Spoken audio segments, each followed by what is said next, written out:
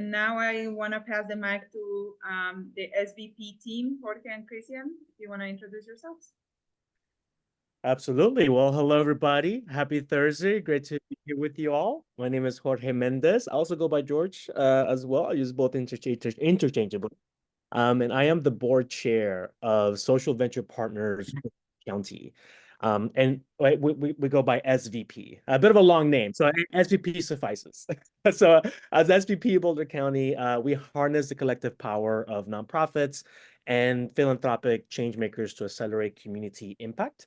And we do so by leveraging the expertise found in our partners, and we work side by side with local nonprofits in Boulder County to build capacity and strengthen effectiveness of the mission and their programming. And I will be your lead facilitator today. But before we get to any of that, I'll pass it to my colleague, Christian Castaneda.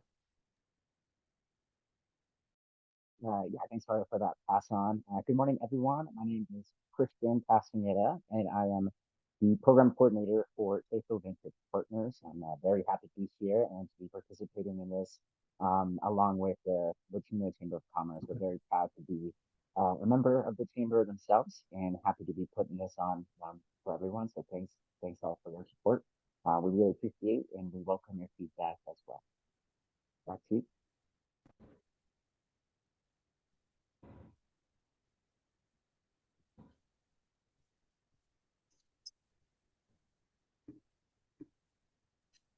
Okay.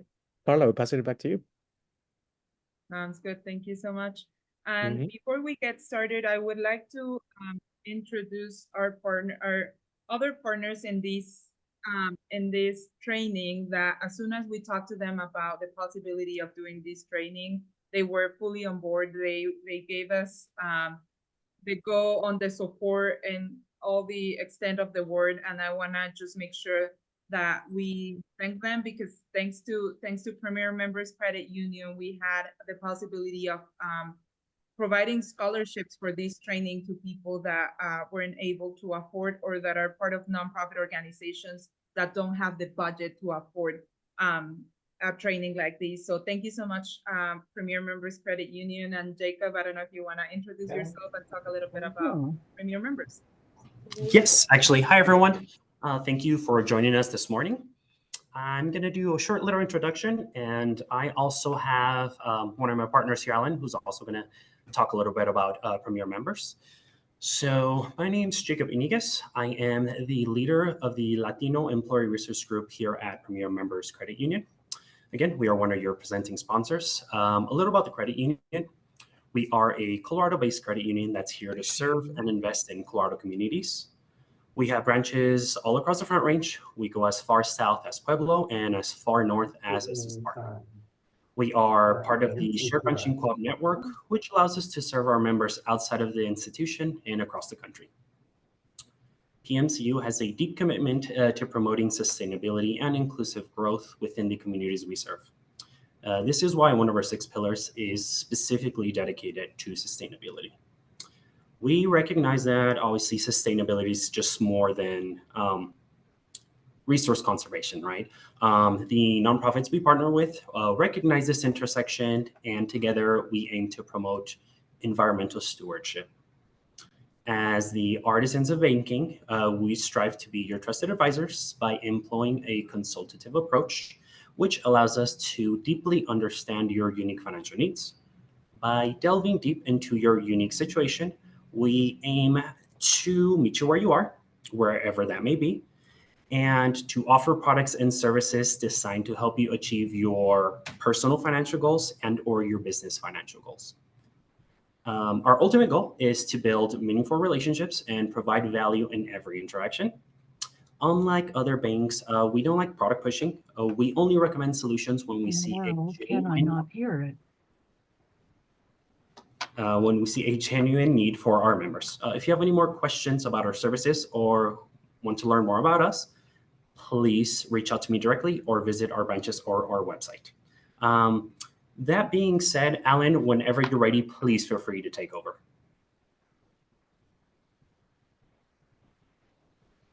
Thank you so much, Jacob. And sorry, I just want to interrupt a little bit, Alan, before you go, to make sure that we are going to send on the follow-up email, we're going to send Alan's and Jacob's information. So if you have any follow-up questions or you want to contact them in regards to the bank, you can feel free to reach out to them. Thank you.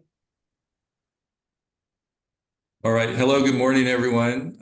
First of all, hey, thank you for having us, Premier Members Credit Union. We're always eager to help our community. So thank you all for allowing us to speak a little bit this morning. You got a very important agenda for you, so I want to be mindful of your time. But wanted to introduce myself. So my name is Alan Romero. I'm one of the financial advisors here at Premier Members Credit Union.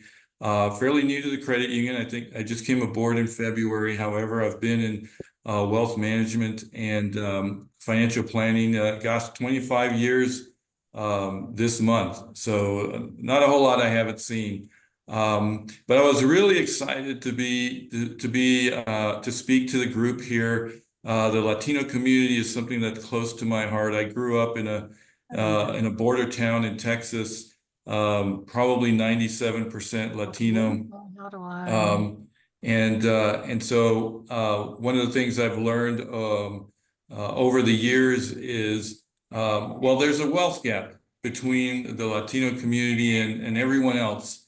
And I believe a lot of that has to do with education. I use my parents as an example. When they were, back in my hometown, they didn't make wise decisions with their money. And there was two reasons. One is they didn't have, no one reached out to them, for one. And they never reached out to anyone. And they told me years later, the reason why is because they felt intimidated, right? Nobody there at the bank, the credit union, or any financial advisor office looked or sounded like them, right? And so because of that, they didn't seek the advice and they really didn't educate themselves. So again, they didn't make wise decisions with their money. So when I first got into this business, again, 25 years ago, I wanted to make it a mission of mine to educate the Latino community and help close that wealth gap. And part of that is education. The other part is the delivering that message, right, to an audience that is open to hear that. And so when I the credit union, I really was excited about the their DEI policies. It's something that I hadn't really seen over the years, and so I was really eager to be a part of that. But I'm here to help educate not only our membership, but just the Latino community as a whole, and to help them make wiser decisions with their money. So I always encourage our members and non-members to reach out. I did really quick before I let you guys go. I did a quick study last year of the financial advisors here in Colorado. So we have our most qualified financial advisors here in the state, those who can act as a fiduciary to their clients, and what that is legally bound to do what's in their best interests. There's only of all those advisors here in Colorado, only about 10% are able to meet that fiduciary duty to their clients. Even less are Latino.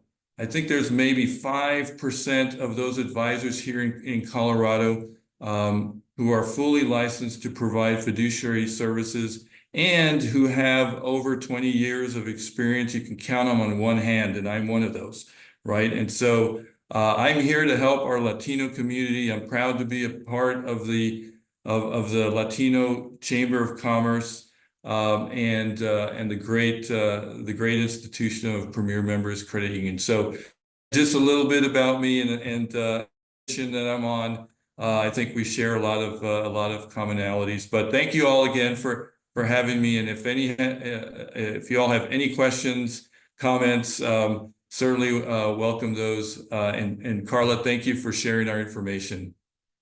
Thank you so much, Alan, and thank you so much, Jacob, for always supporting the Latino community and the Latino Chamber as well. And we are going to continue with our training. Like Alan said, I put their contact information in the chat, and it'll be in the follow-up email that we're going to send. So thank you so much. And Jorge, your turn. Amazing. Well, Alan, again, thank you, and Jacob as well, and thank you, Carla and the Latino Chamber team for putting this event together, and thank you all as well for showing up and wanting to be a part of this. I'm excited to spend the next couple of hours with you all. I like to, you'll notice this from the get-go, I like to keep it interactive as well. I don't want you to just be hearing my voice the whole time, so I would like to hear your voice as well throughout. So just don't be surprised if I ask a question to the group as we come up here. Okay, great. And so let's get started. I'd love to get started with some introductions. So give me a second as I'm sharing my screen. And no initial introductions, just a very quick one here. So this is Jorge Mendez. I also go by George as well, if that's easier for you. And I am the board chair of Social Venture Partners, Boulder County. I am originally from Venezuela. I grew up in Miami, Florida, and I have lived the last 7 years in Colorado. I'm currently in San Diego, so it's slightly earlier than all of my peers out in Colorado. All right. So welcome y'all to Seats at the Table. This is a training workshop on board leadership for diverse communities. So just a kind of overview, and all of y'all have been able to see the agenda, but just a quick overview of like, hey, what are we to expect for today? What are the objectives? So the first one, which we're going to get started on, is understanding key roles and responsibilities of nonprofit members, and kind of also a deeper understanding of, hey, what is a nonprofit? And what does a nonprofit board do? Then we're going to learn some strategies about board placements and also DEI, diversity, equity, and inclusion considerations when it comes to the composition of the board.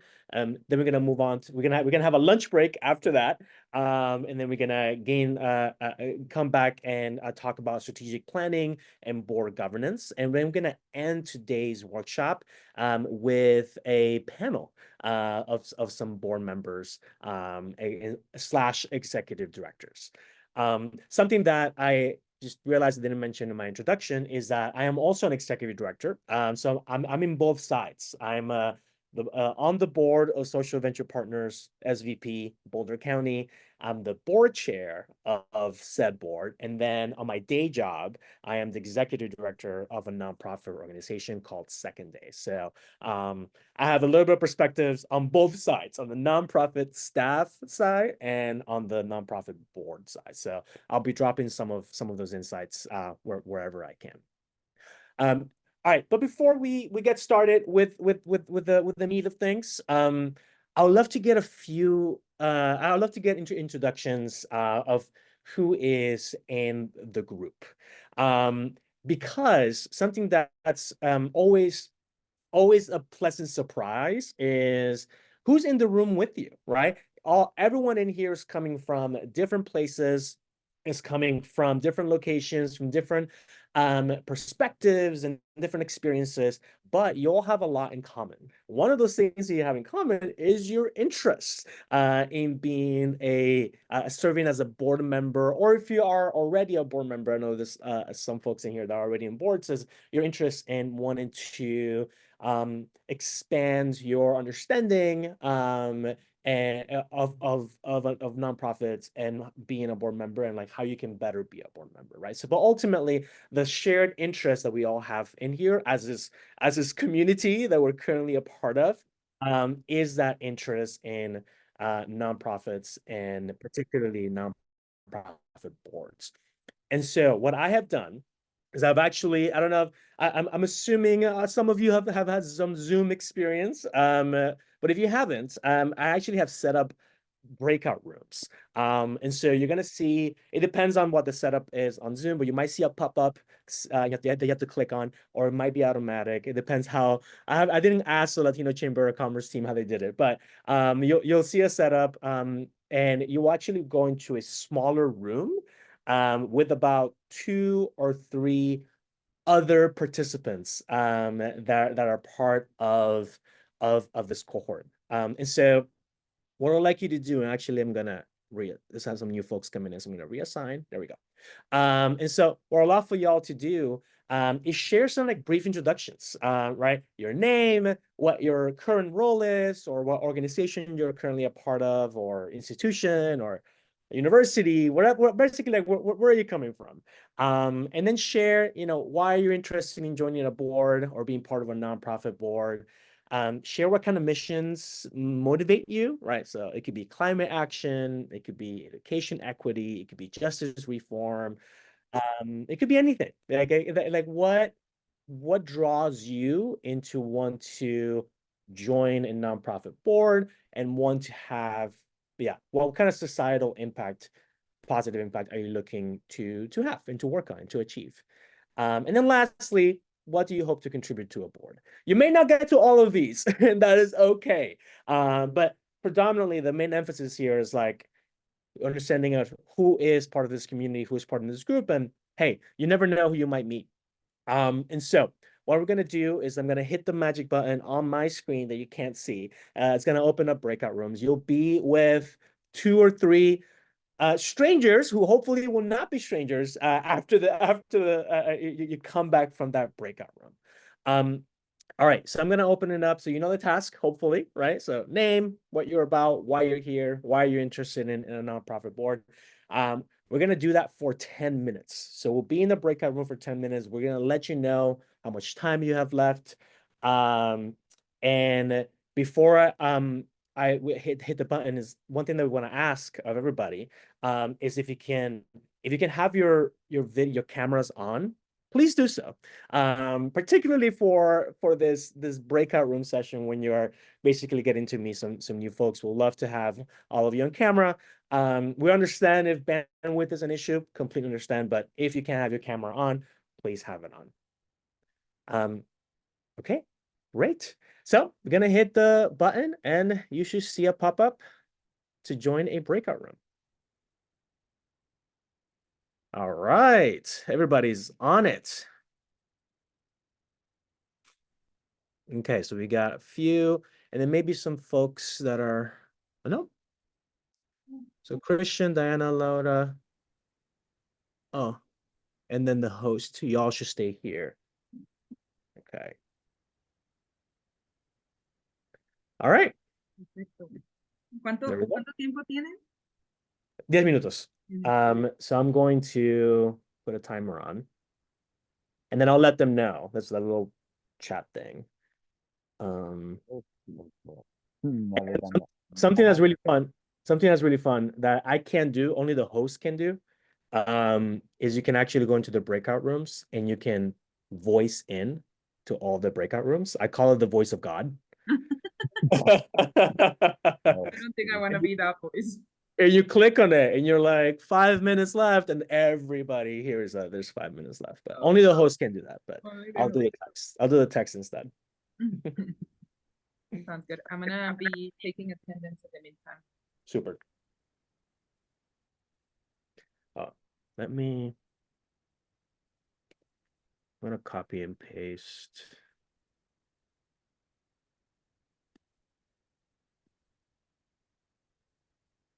Okay. Broadcast message. We have a person coming late, so we have to assign him to a break. Yep.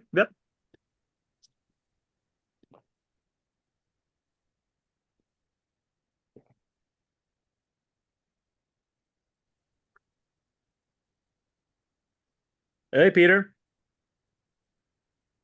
Can you hear us?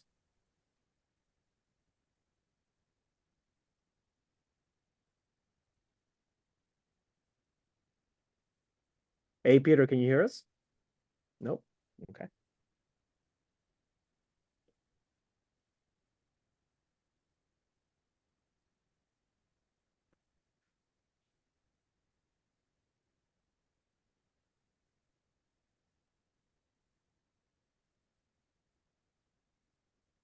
think it's such a great idea is it's speaking to have the breakout room because it does give you a break.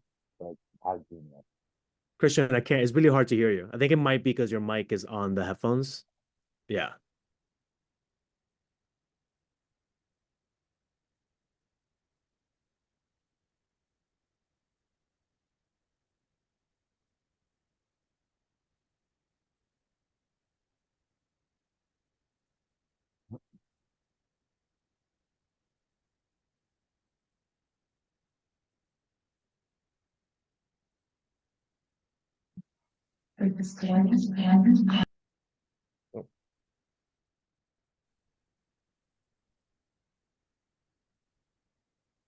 Right now, maybe that's a little better.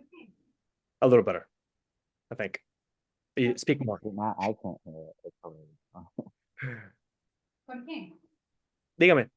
nada más al final del día, de la sesión, me gustaría tomar como un screenshot de todos para que si gusta apoyarme nada más en decirles que abran tu cámara, que todos Ah, sí, chévere. ajá, para tener un screenshot de la mayoría que atendieron. Sí, por supuesto. Deberíamos hacerlo quizás antes del lunch break, porque a veces, o al final. O al final para que sean los panelistas también. Sería chévere. Sí, sí. Súper. Bueno, si te das cuenta que se me olvidó, let me know. O sea, porque tengo una mala fama de que siempre se me olvida la foto en Zoom. No, no se preocupe, nomás es para no interrumpirlo y que... Ah, sí, claro. Bueno, sí, tienes todo el permiso del mundo para interrumpirme. Porque tengo mala fama de que se me olvida la foto siempre. Yo no interrumpo. Ok.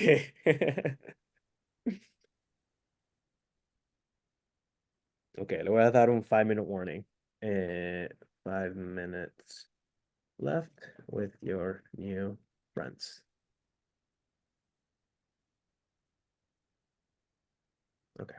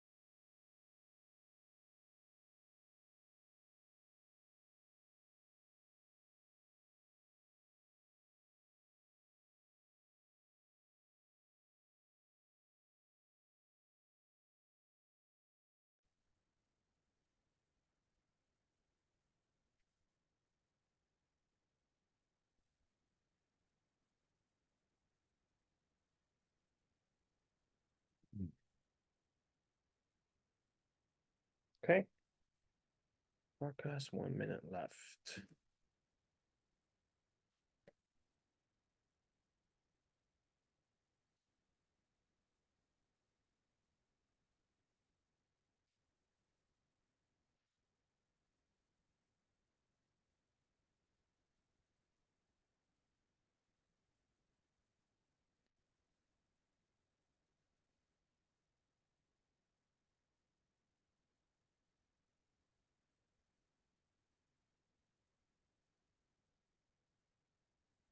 All right, let's wait to bring in the back in 1 minute when we are okay. As we're bringing them back.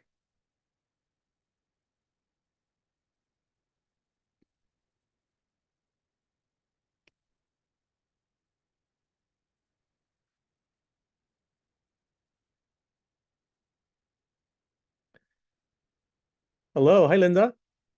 Can you hear us?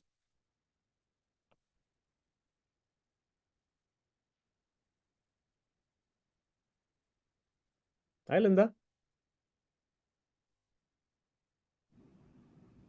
Hi, good morning.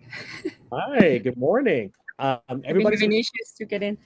Oh, I'm sorry. Don't worry about it. That's okay. I'm glad you're able to join us. Folks are in the breakout room right now, just making introductions. We're about to bring them back into the main room. So you're just gonna see a sea of about 50 people. Okay. Okay. And we're about to get started. So you came right on time. Okay, perfect. Thank you. Yeah, thank you. Glad you made it. Okay, so I'm gonna set up here. Right. Oh, hello. Welcome back, everybody. I hope you made some good new friends. And got to see who's in the group. It's not typical usually, right, for us to kind of say, all right, go meet each other. But look, we're very used to Zoom, and something that it's missing on the Zoom, it's that human interaction. And so yeah, hopefully you get to meet some new folks, expanding your network just a little bit. And yeah, we're ready to get started. One thing that I do ask is if you can put your mic on mute, because I think some of y'all don't have it on. So that way, don't worry, it won't be the only time you'll have it. Yeah, I'll be kind of asking y'all questions and wanting you to hear your voice, but just in case, if the doorbell rings or a door closes and so on, it doesn't distract us. So that's the only ask that I have for y'all. Amazing. All right. Well, thank you again for indulging us in that, and we are ready to kick off with the training. So sharing my screen, back to sharing my screen. So one thing as well is that I'm gonna have the chat open on my screen. So if you have any questions that may come up with the stuff that we're gonna cover, or any comments, or if and going back to the community piece, right? Like there's so much wealth of information and experience and perspectives that I found on this type of community, as you may have seen in the breakout rooms, that if you have a resource, you're like, oh, this could be useful for the whole group that you may know of, drop it in the chat. As a facilitator, I am very, very chat happy. And I prove it now by saying hello in the chat. So I will have it open most of the time, and we'll be able to see your messages coming into the chat. Also, your questions that you may have, because we're a large group and we have so much to cover, we can't necessarily may not be able to answer all your questions as they happen. Let's see if we can. I'll make sure to have some pauses throughout. And so when we have those pauses, save your questions and ask us then. If you want to drop it in the chat to remember, and we can get to it later as well. So just kind of I heads up on there as well. All right, so let's get started. Board 101, an overview. So I know that some of y'all are already in nonprofit boards, and I think most of you are not. So you just want to make sure that everybody's in the even playing field of understanding what is a nonprofit board, what is a nonprofit. So I'm going to spend a little bit of time kind of setting that foundation so we'll all have the same understanding.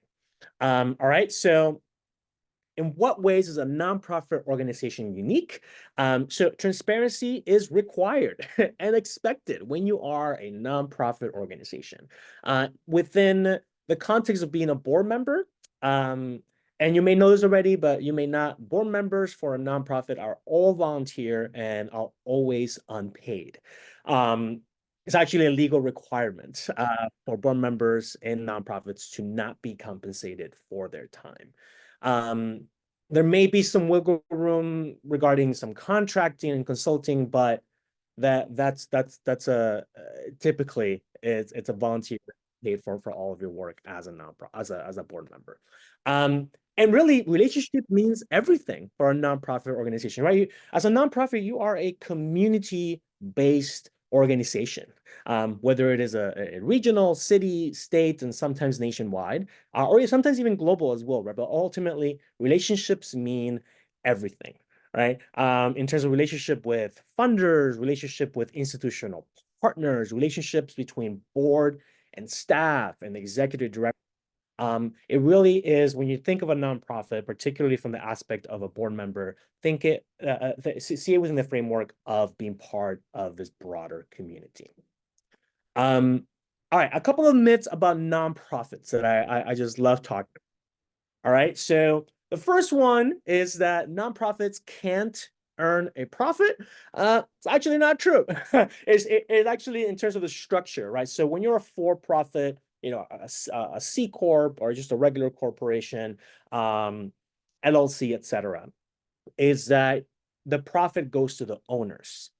Nonprofits do not have owners. They may have founders, but those founders are not owners. Nonprofits never have an owner.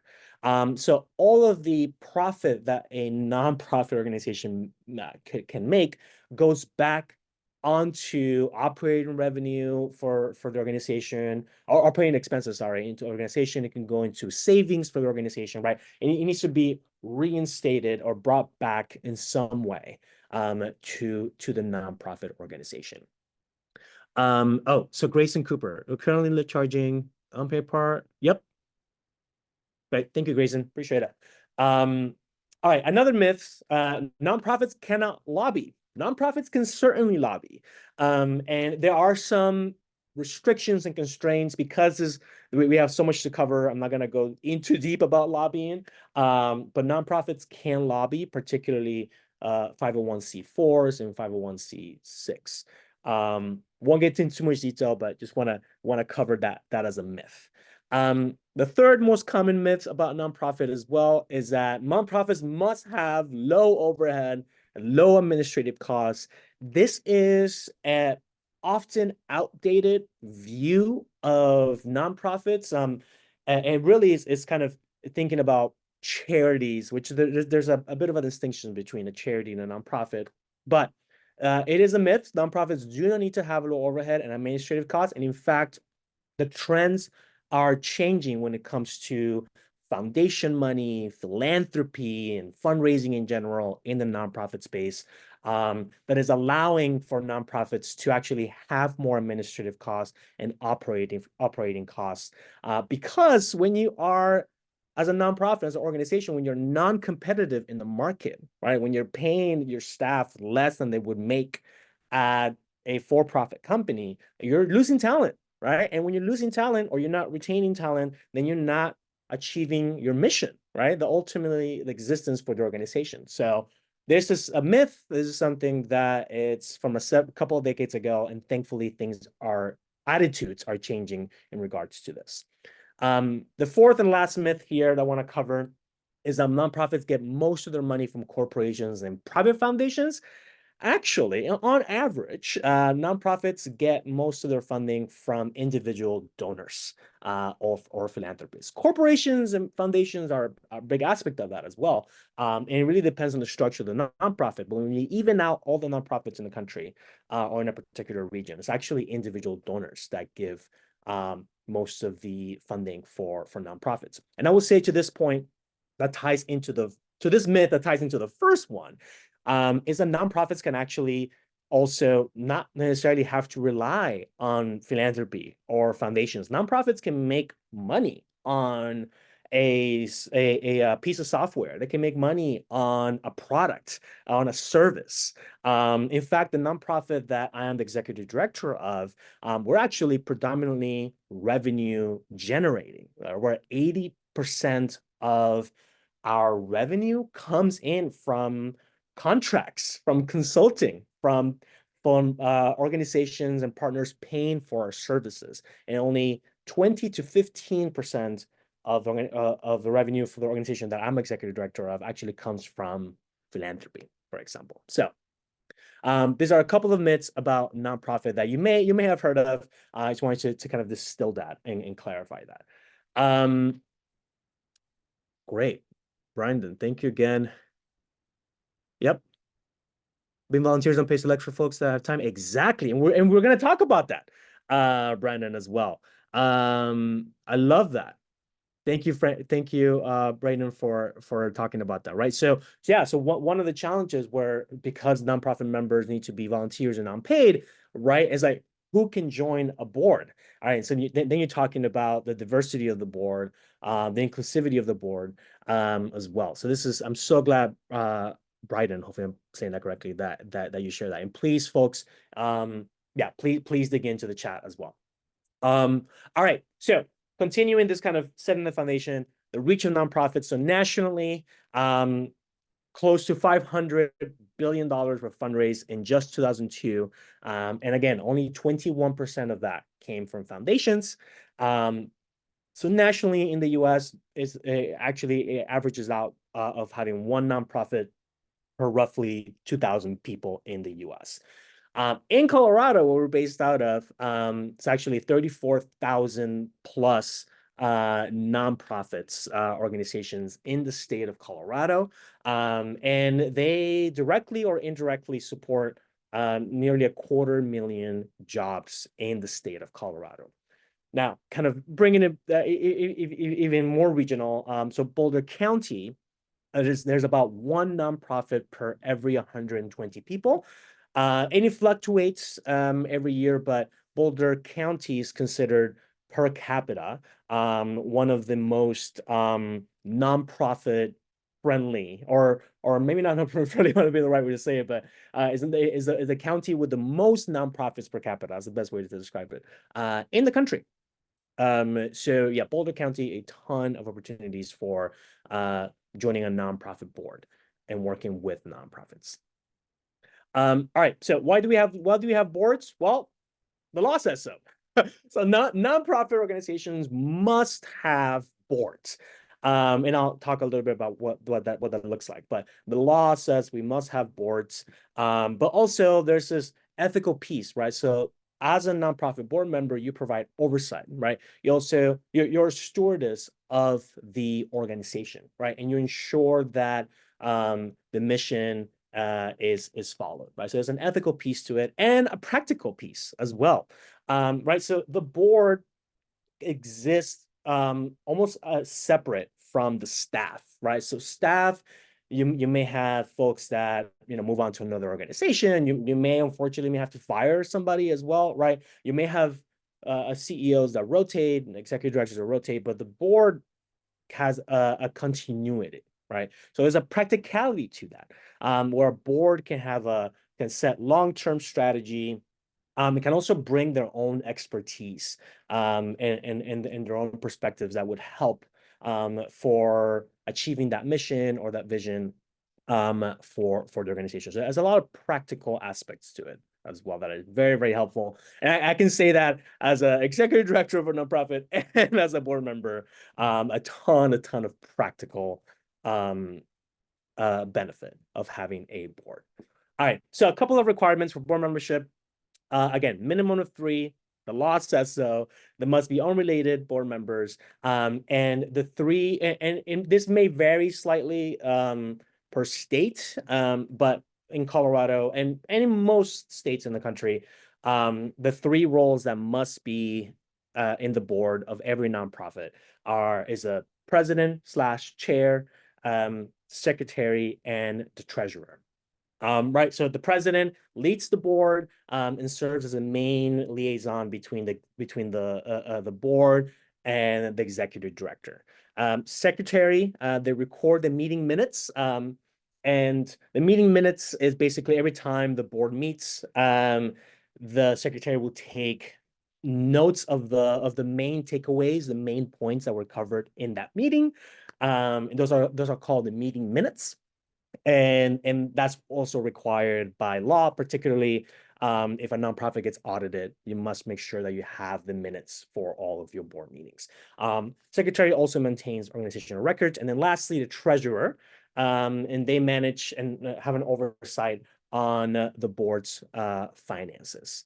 So Carrie, can staff serve as secretary? Or yes, so staff cannot be board members. And so, yeah, staff cannot serve as a secretary, must be a separate a separate role. However, there is some wiggle room, and really depends on the board structure. For example, you may have particularly, and we'll talk about smaller organizations like a startup nonprofit, and you may have some of the founders actually who are working on the organization also be board members. So there's some wiggle room here and there, depending on the structure. But as a rule of thumb, ideally, you don't want any staff member to be part of a board.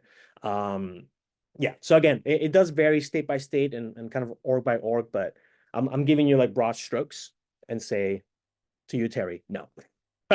So thank you for your question. That's a really good question. All right, and then must be 18-year-old or above to be part of a board. All right, so these three positions that I just described. Exactly. Thank you, Grayson. Right, so these three positions that I described: president, chair, secretary, treasurer. Some boards, in fact, a lot of boards will have what's called a vice chair or a vice president. And that title is not required by law, or that position is not required by law, typically. But in practicality, that vice president, the vice chair will step in when the president can't attend the meeting or can't attend a particular function. And depending on the organization, but this is kind of very typical, the vice chair or the vice president will actually be shadowing the president chair to then become president chair in the following cycle. So it's also something to note here because you may also come across that. And so all these positions, president, treasurer, etc., they're typically called officers of the board, right? And so, but boards typically are much larger than just the 3 or 4 positions. And so that means that if you're joining your first nonprofit, how I did many years ago, you're likely not gonna, you most likely are not gonna kick off right away as being like the chair or the vice chair, or the treasurer. You typically are just a board member, right? And so oftentimes, and I've gotten this question, and I asked myself this question when I first joined a board. It's like, okay, I'm not an officer, like, what should I do as a board member? It's kind of setting expectations here, right? Obviously, actively participate in board meetings, and not only reviewing materials, but also being part of discussions and sharing your perspective and thoughts on what's being discussed. So obviously, you're there for a reason, and your voice is wanted, or should be wanted. All right, there's also an opportunity to serve on committees, and I'll talk a bit more about what that looks like. And then supporting fundraising efforts, and I'll talk a bit more about what that looks like as well, because it really depends on the board structure. Right, ensure legal compliance, particularly if that's part of your expertise. And you may find that you have a particular expertise, whether it's legal or financial. You may be able to actually help the officers in that as well. And obviously act as an ambassador for the organization, right? Going to events, promoting the organization's mission, representing it in the community, and so on. Okay, so Mary, what if the ED actually is doing functions of the president and secretary? Would it be appropriate to tell the board members it's okay per state requirements, Mary? Yes, I would advise towards the ED, towards actually naming a board chair. And again, it is required by law. But you know, those things only really come up if you may get audited or if you're applying for a particular grant. And as a rule of thumb, you kind of want to always have those positions be designated to folks on the board, and ideally folks that are not in staff, like the executive director. And I'll talk a bit more about, because there is this very important relationship between the executive director / CEO and the board president and the board chair. They work very, very closely. And so I can see, Mary, how the executive director may fall onto doing a lot of this work. But again, it should be the chair president that should be doing this. So there's a section in here that I'm making a distinction on. All right, so I had mentioned, right, as if I'm not an officer, like, what should I do? And one of the things is you can serve on committees, and this really depends on the organization, right? But in committees, you have the executive committee, and typically the executive committee is just the officers, so everyone that has like a title of chair, treasurer, etc.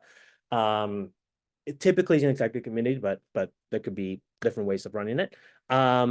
Right, and they act on behalf of the board, address urgent matters. They typically meet a week or two before the main board meeting. You know, the finance committee, and typically the treasurer is always part of that committee, and the executive director may be part of that committee as well as executive committee too. And then the board members that have financial or legal expertise or background may be part of that committee too.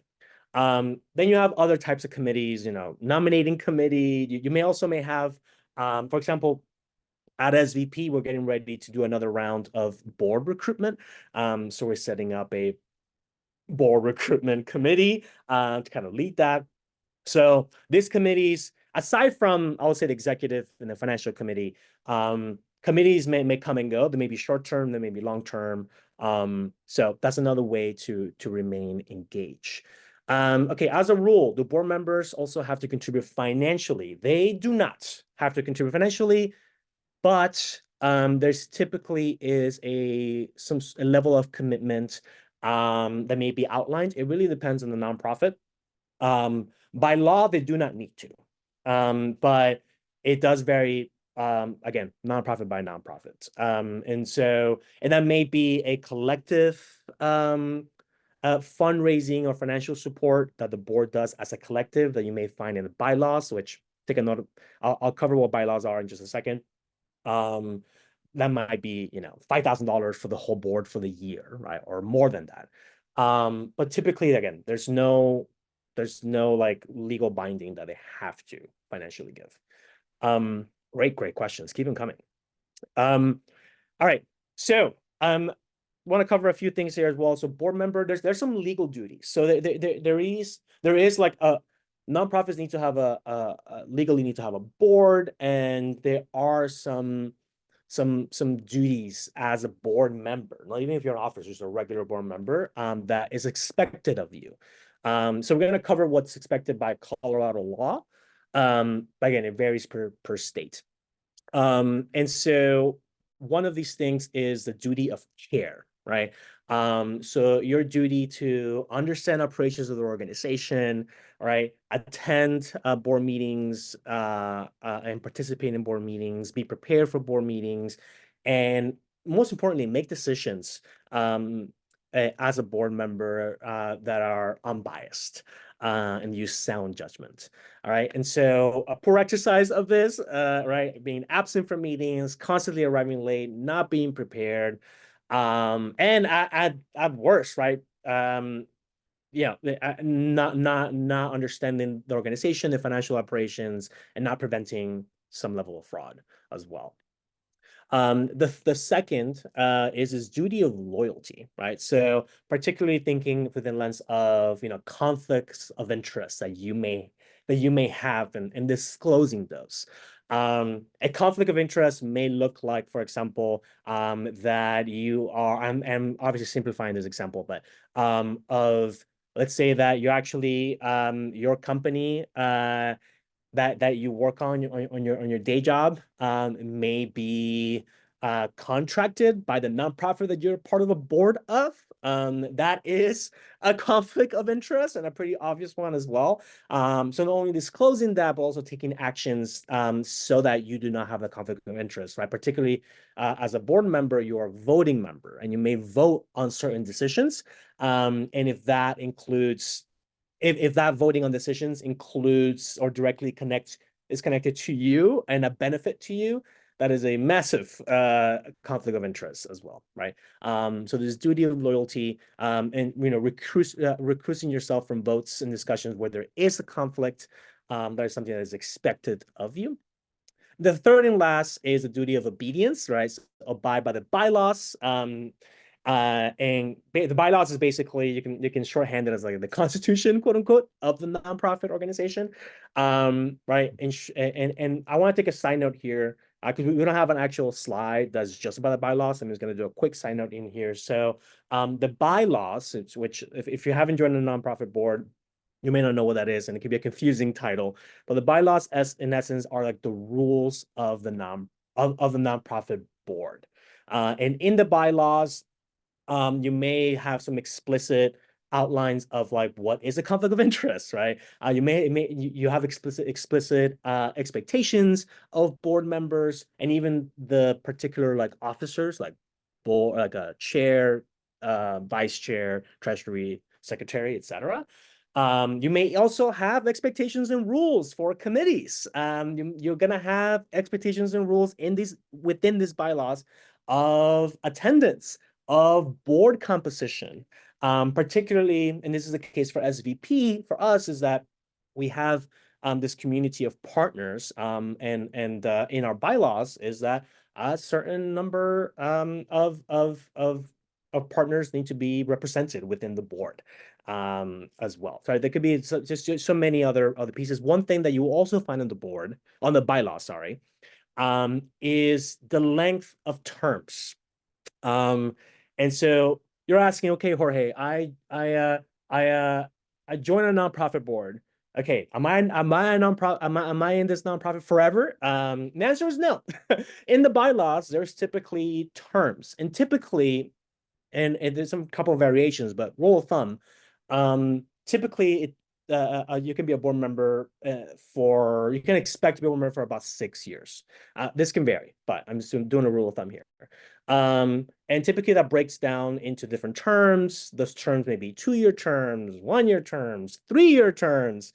And you'll see that in the bylaws. And as you are in the process of joining a nonprofit board, the committee that's interviewing you and part of your onboarding should be communicating this, but you will find that in your bylaws as well.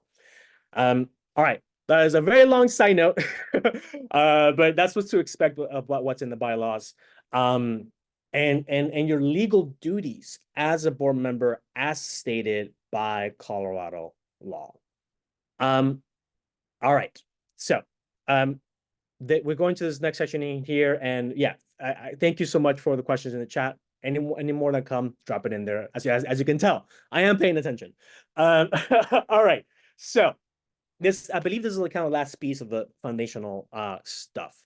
And so 3 stages of nonprofit board cycle. So nonprofits evolve, and the board needs to evolve with the nonprofit. So there are these different stages that you can outline. They're obviously like not perfect. You may have a blend of 2 stages and so on. But again, just as a rule of thumb of what you can expect. And so there are 3 key stages. The first one being, and this particularly ties into a startup nonprofit, or a nonprofit that's very small, or a nonprofit that is very young. Right, you'll have an organizing or you have a founding board. Then you evolve as the organization grows and evolves, then the board evolves into a governing board, and then as it continues to grow and evolve, then the board will grow into an institutional board.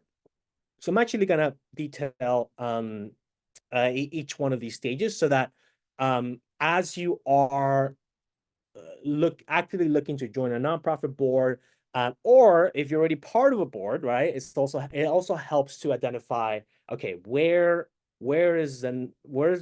stage is my board at, and therefore, like, what should I expect from the board? All right, so the first one in here is our organizing founding board, right? So typically small, sometimes informal, right, and often connected to the founder in some way. Very, very typical for a small organization or a startup nonprofit. And typically there's limited tasks. You rely on the founder for direction, right? So I forgot who it was, but one of y'all said is like, hey, what if our executive director is like doing all this stuff? Like, this is where it gets a little bit muddy, right? Where folks are like sharing tasks and so on, and this is normal. You want to make sure that you follow the law, obviously, just in case you get audited. You don't want to get in trouble, but this stage is typically a little bit muddy. It almost feels like everyone's doing a little bit of everything. And the founder or the executive director are like kind of leading the board. Again, you don't want that, but it's normal to have that happen on stage one.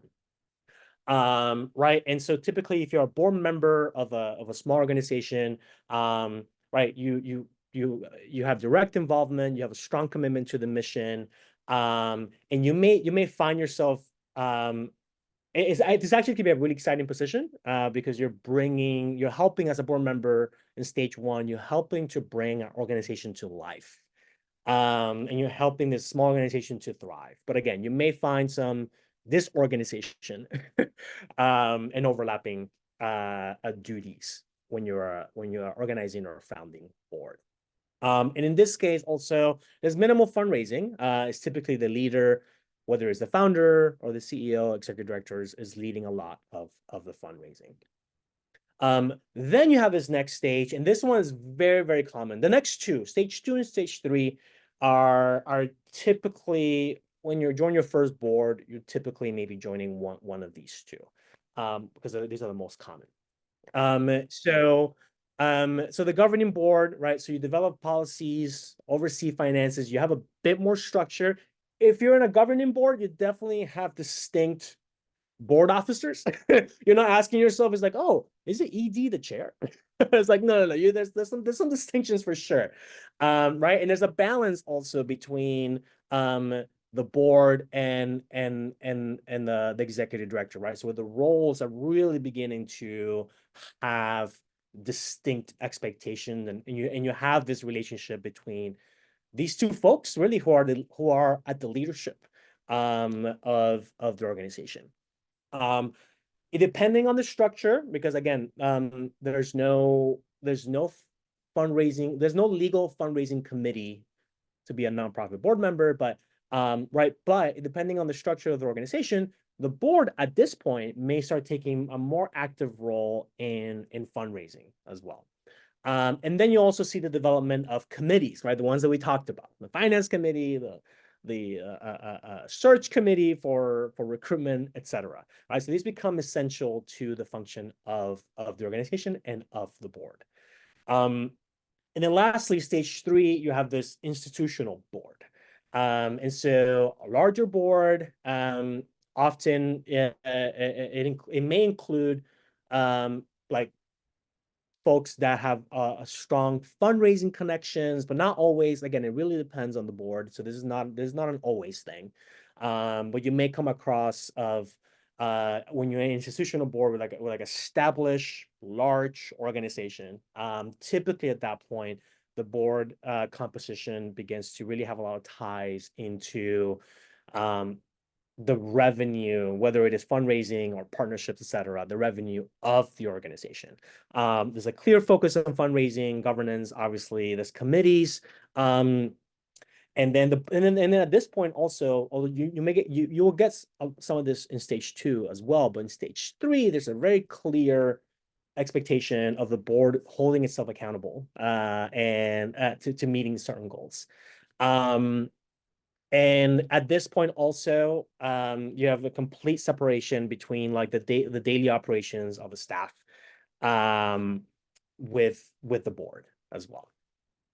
All right, so covered a lot, right? The importance of the board evolution, right? So nonprofits should evolve as the needs of the community evolve, right? And as they evolve, so must the board.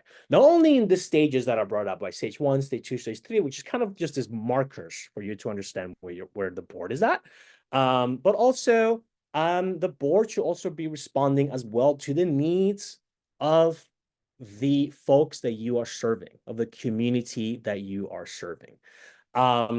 And particularly, this is one of the main reasons as well why there's like board terms that I mentioned, where they'll be in the bylaws, where, you know, every 1, 2, or 3 years, you have an opportunity to, is when your term is out, and you can, you know, join in another term, or you can leave, right? So the board can be constantly evolving by having members leave and come, based on the needs of the organization, and I think most importantly, based on the needs of the community that it serves.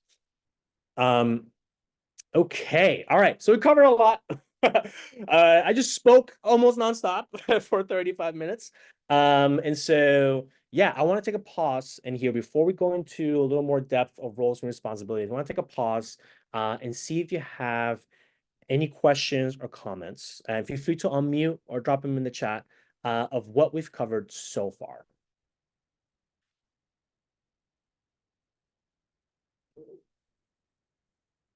It's okay if you don't have any also. I won't be offended, I promise.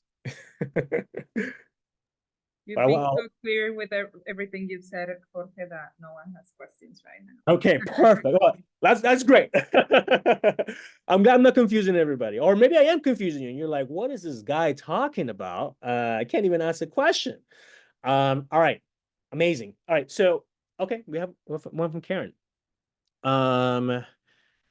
Okay, what is called a working board in the founding? Oh, yes, that's a great question. And oh, from intercambio. I love intercambio.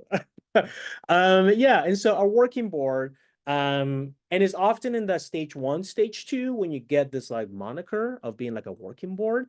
And typically a working board is the expectation is that you're going a little extra.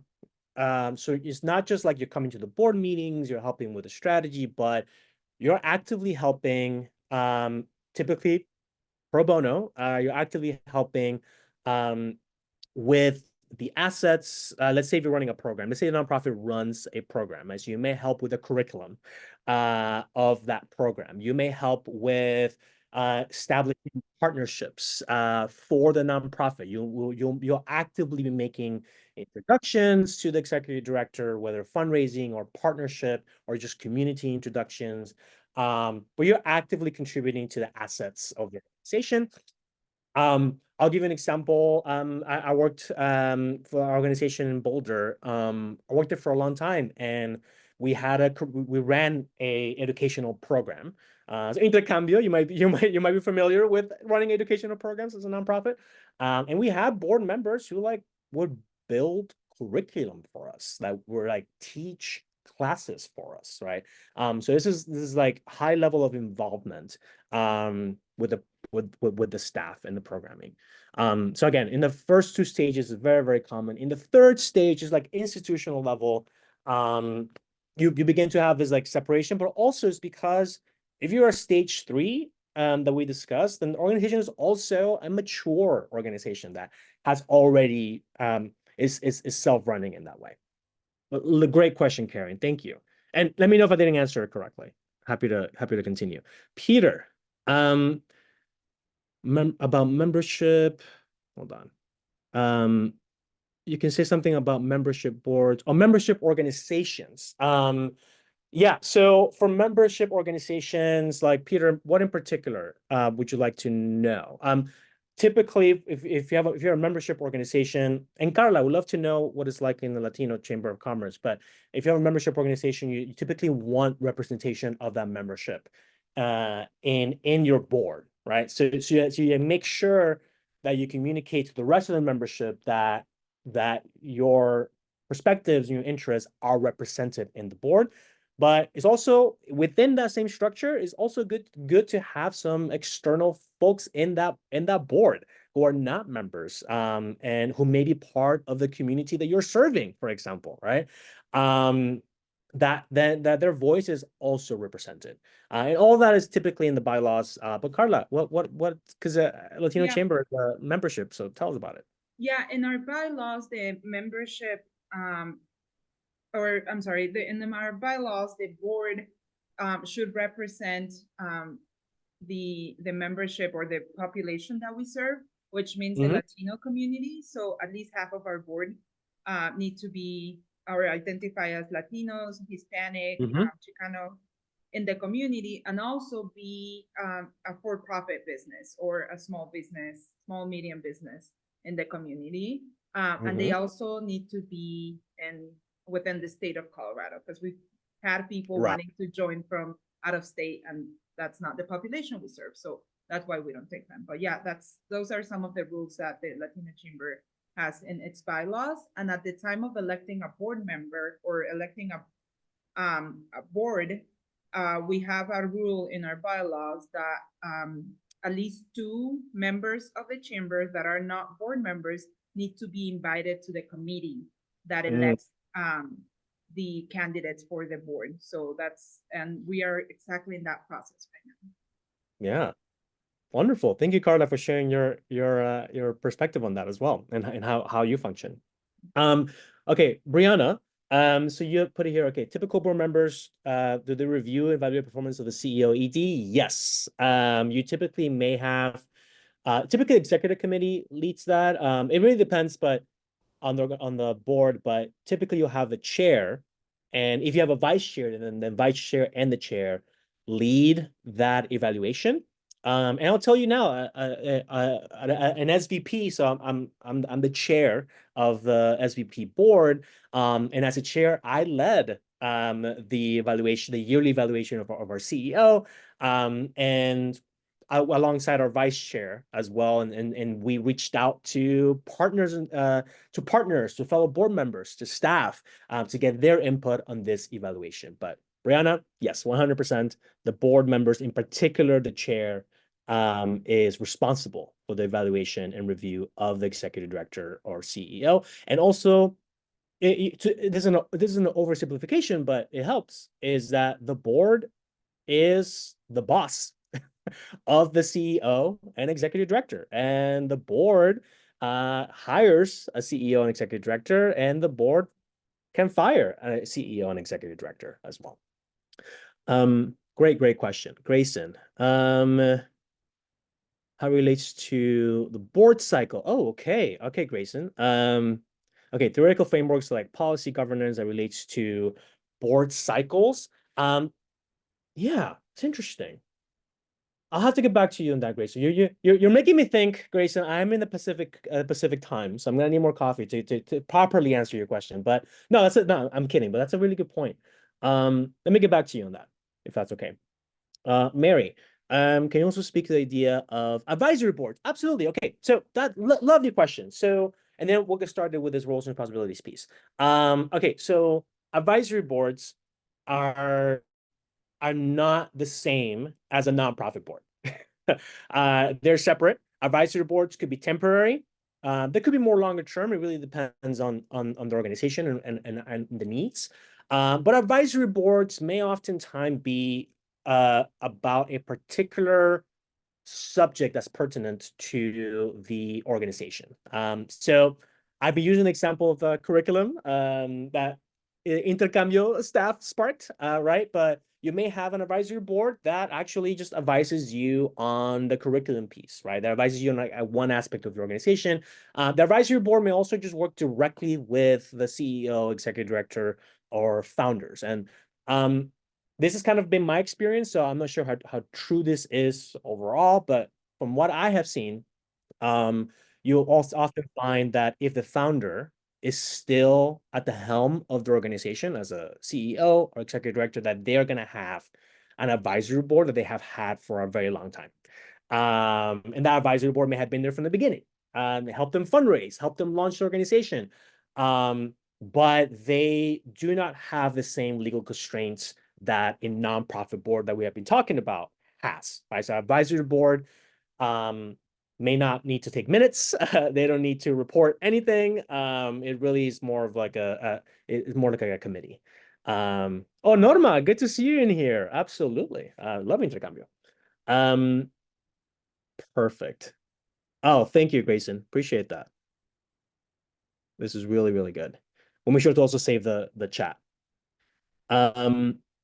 Okay, so there's a couple in here, and then I'm going to continue because we want to make sure that we cover everything. The worst is when you're like rushing at the end because you ran out of time. Okay, will you speak about best to do succession planning? Oh yes, advice on how to be. And Peter, I appreciate you raising your hand. Keep it raised. I'll get to you. I know you can't cover everything, but I was just curious about these topics. Yeah, so succession planning, a huge thing.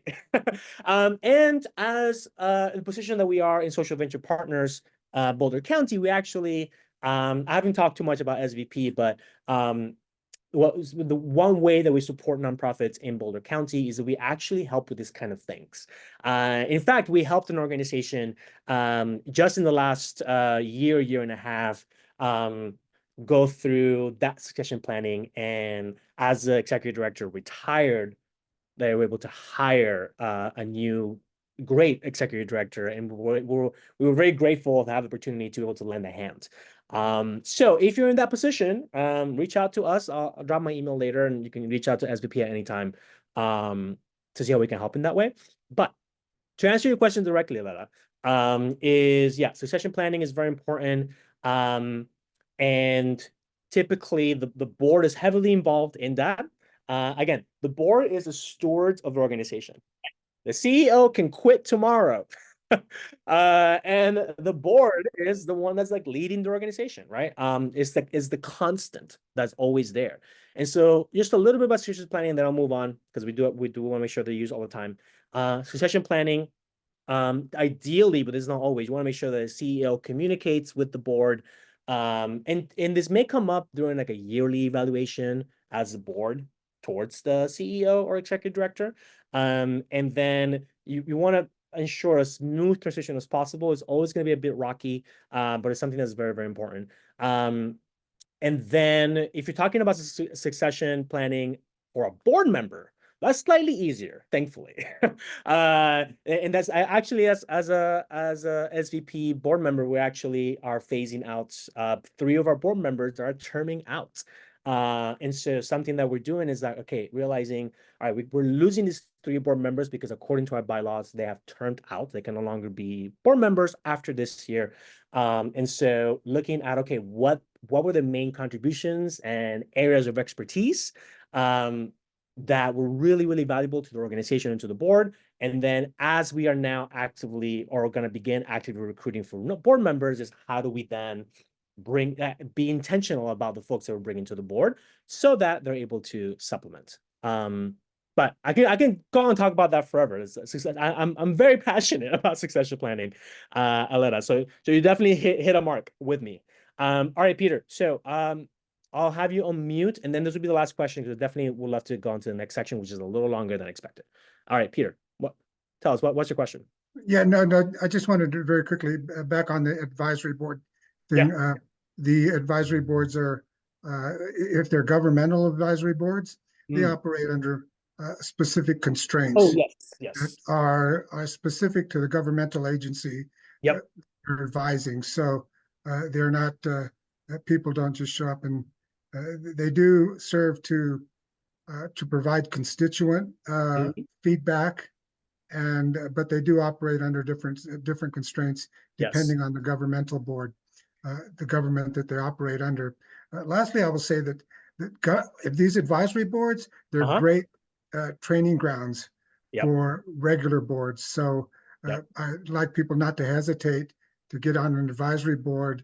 It's a little bit different. They operate differently, but they're great places to get a good start. So. Yes, amazing. Peter, thank you so much for your insight. I really appreciate that. Thank you. Yeah, so as you heard from Peter, like when it comes to particularly in the government side, and I would second the advisory board being a great stepping stone. Actually, that's what I did. I was part of an advisory board for a nonprofit that was starting out as a startup. And yeah, that was my foot in the door in some ways to be more ready to join a formal nonprofit board. So Peter, thank you so much. All right, awesome. And I want to continue saying that I value the everything you can contribute. So I really thank you so much for everything in the chat so far. Let's continue rolling. All right, so a bit more about roles and oversight. And so some board responsibilities that are the primary role of a board member, right? And we've kind of covered some of these. I'm gonna skip through, but right, determining and maintaining the organization's mission and purpose, oversight of strategic plan, and we'll actually have a whole section in the afternoon about strategic planning as well, and what that would look like. Like I mentioned, right? Select, discharge, and also do annual reviews of the CEO or executive director. Couple more things. We covered a lot of these already. May also, develop policies and procedures if needed. And I think also very importantly is like shape board culture, right? And this is something that we won't have too much time to get into during this workshop in particular, but culture can be understated, right? And leadership sets the culture of the organization. And because of that, the board of a nonprofit organization sets a lot of the culture and norms and values and inclusivity of the organization. So something that it can be harder to measure, but is very much tangible, is the board shaping or helping to shape the culture of the organization. All right, what boards do and don't do. And we covered some of this already, right? So the board's role, we've covered a lot of it, what's on the left column already. But what boards, what boards shouldn't do, right? Do not direct any day-to-day operations. And I have come across throughout my career, I've come across with boards that actually fall into this trap, right? Of actually like having the board chair step over the executive director or CEO and give tasks directly to staff. That is a big no-no. Do not do that. That should not be an expectation. They actually shouldn't do that at all. And I'll chat a bit more, again, I mean, alluding to this, but I'll chat a bit more about that relationship between executive director, CEO, and the board chair. But no direct any day-to-day operations. Do not directly managing the finances. You are oversight of the finances, but you're not directly managing finances. Board shouldn't be giving presentations or attending big events or speaking on behalf of the nonprofit without checking in with staff first or without direction of staff first. And again, like boards shouldn't be directly communicating with staff. There's always that filter that flows through the CEO and executive director. Here we go. Okay, here we go. And again, communication, so important. And the board and the staff should be separate, and the tying tether is the executive director, right? That flows through. There may be some opportunities, and you're seeing one right now, where you'll have a board member and a staff working together without the executive director, but those may be on special occasions like this one, where Christian Castaneda is a staff member of SVP Boulder County, and I am the board chair of SVP Boulder County, and we're working on this together, right? But all this was put in place through through our CEO of SVP, right? So again, if you're seeing this in your board or as you're joining a board of a nonprofit, understanding the lines of communication are between board and staff are filtered through the executive director / the CEO. There's a very important aspect. All right, so trust and communication are key between the board and staff, right? So having clear lines of responsibilities between board and staff. The board also, as a board member, you should expect to be connected to the culture, right? You can have some level of connection with clients, with partners, with staff, but ultimately, you should be an effective ambassador. Did I say that wrong? Ambassador. I haven't said that word out loud in some time. All right, ambassador for the organization, right? And also show the stakeholders that they're dedicated to the mission, right? So as a board member, right, you're an ambassador in events that the organization may be a part of or may put together. But always you want to make sure that there's trust and communication, and that you are not, as a board member, you want to make sure that you're not overstepping the staff, and most importantly, overstepping the CEO and the executive director. So going back to trust, right? The trust is critical between staff and the board, and trust is built on honesty, right? So being able to be clear and honest about some work. Yes, yeah, I'll get you to in a second, but great question. Respect, very, very important. And I'm sharing all of this because you may have seen this in your own career so far, that there are some boards that act a bit like bitter siblings. And that should not be the case. There should be a level of honesty, a level of respect, a level of caring, and very importantly, a level of integrity as well between the board members themselves, and also between the board members, the CEO, and between the board members and the staff. Continuing with this trust piece, right? In a trusting relationship, the board, right, the board should feel comfortable with challenging an assumption that the executive director is making on that particular project, program, partnership, strategic direction. The board should feel comfortable seeking more information, right, from the executive director, from the organization, about a contract, about a grant, etc., and also about testing, perceptions against reality, right? So, in a healthy board, that hopefully all of you are always a part of, right? In a healthy board, there's this level of trust with the executive director and with the organization. This level of trust results in transparency and thoughtfulness, and also, and something that we may forget sometimes as board members, because we're also human beings, is that we are ultimately volunteering our time, which has its own constraints, obviously, but we're volunteering our time, and we're doing this for a reason, right? We're doing this because we care about the mission. And so if we care about the mission, we want the organization to thrive and to serve the community that is looking to serve, then having this level of trust and clear communication leads the organization to achieve that. All right, so Ria, you shared, okay, how does the board evaluate the CEO is also part of the board? Great question. So the CEO is not part of the board. They join board meetings. They're part of the executive committee, but it is separate. The CEO and the board are not part of the same group. And in fact, you may have an executive committee meeting at the end of a board meeting, and you'll ask the board and the staff to step away from the board meeting, and it's just that committee or is just the board chatting. So that actually is a separation. It may seem like the CEO is part of the board, but they're not, and they're also not a voting member either, right?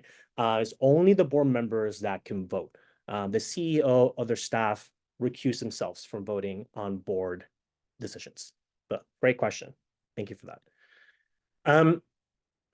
All right, so another piece in here. All right, so communication, continuing to, because it's so important. Right, so the CEO, just like we were talking about the board feeling comfortable in certain ways, the CEO / executive director should also feel comfortable, right, with be able to discuss organizational challenges with the board with respect, without judgment. Also without the board feeling that they have to fix it. And this is another normal human reaction. When you're a board member and a CEO is coming to you with like a particular discussion or challenge, it is a normal reaction to be like, oh, well, do we need to fix it, right? And that may not be what the executive director is looking for, right? I think it's also in the executive directors and the CEO's purview to also explicitly make an ask from the board.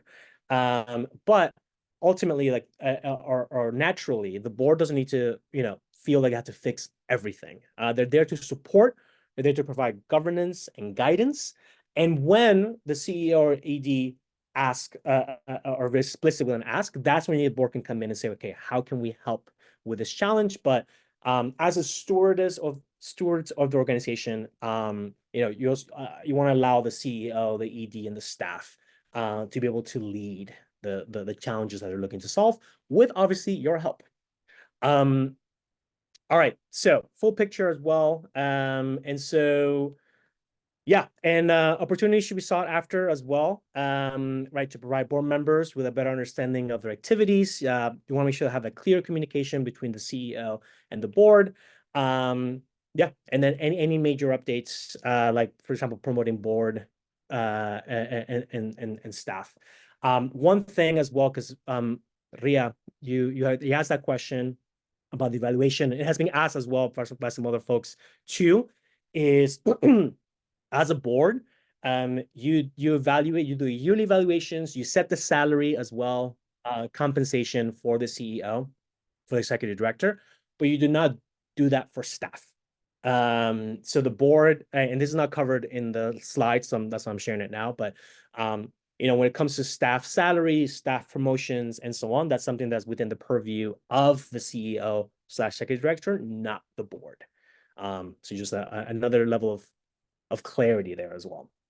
All right, yeah. So wrapping up here, communication. So other opportunities for staff and board to communicate. Right, there's social events that the staff and board may be a part of, or networking events that be a part of.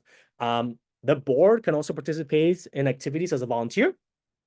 Like right now, I'm a board member of SVP and I'm volunteering because I care a lot about our community and our partners, and there's an opportunity for me to lend some value in this way. So I'm participating in this particular activity as a volunteer.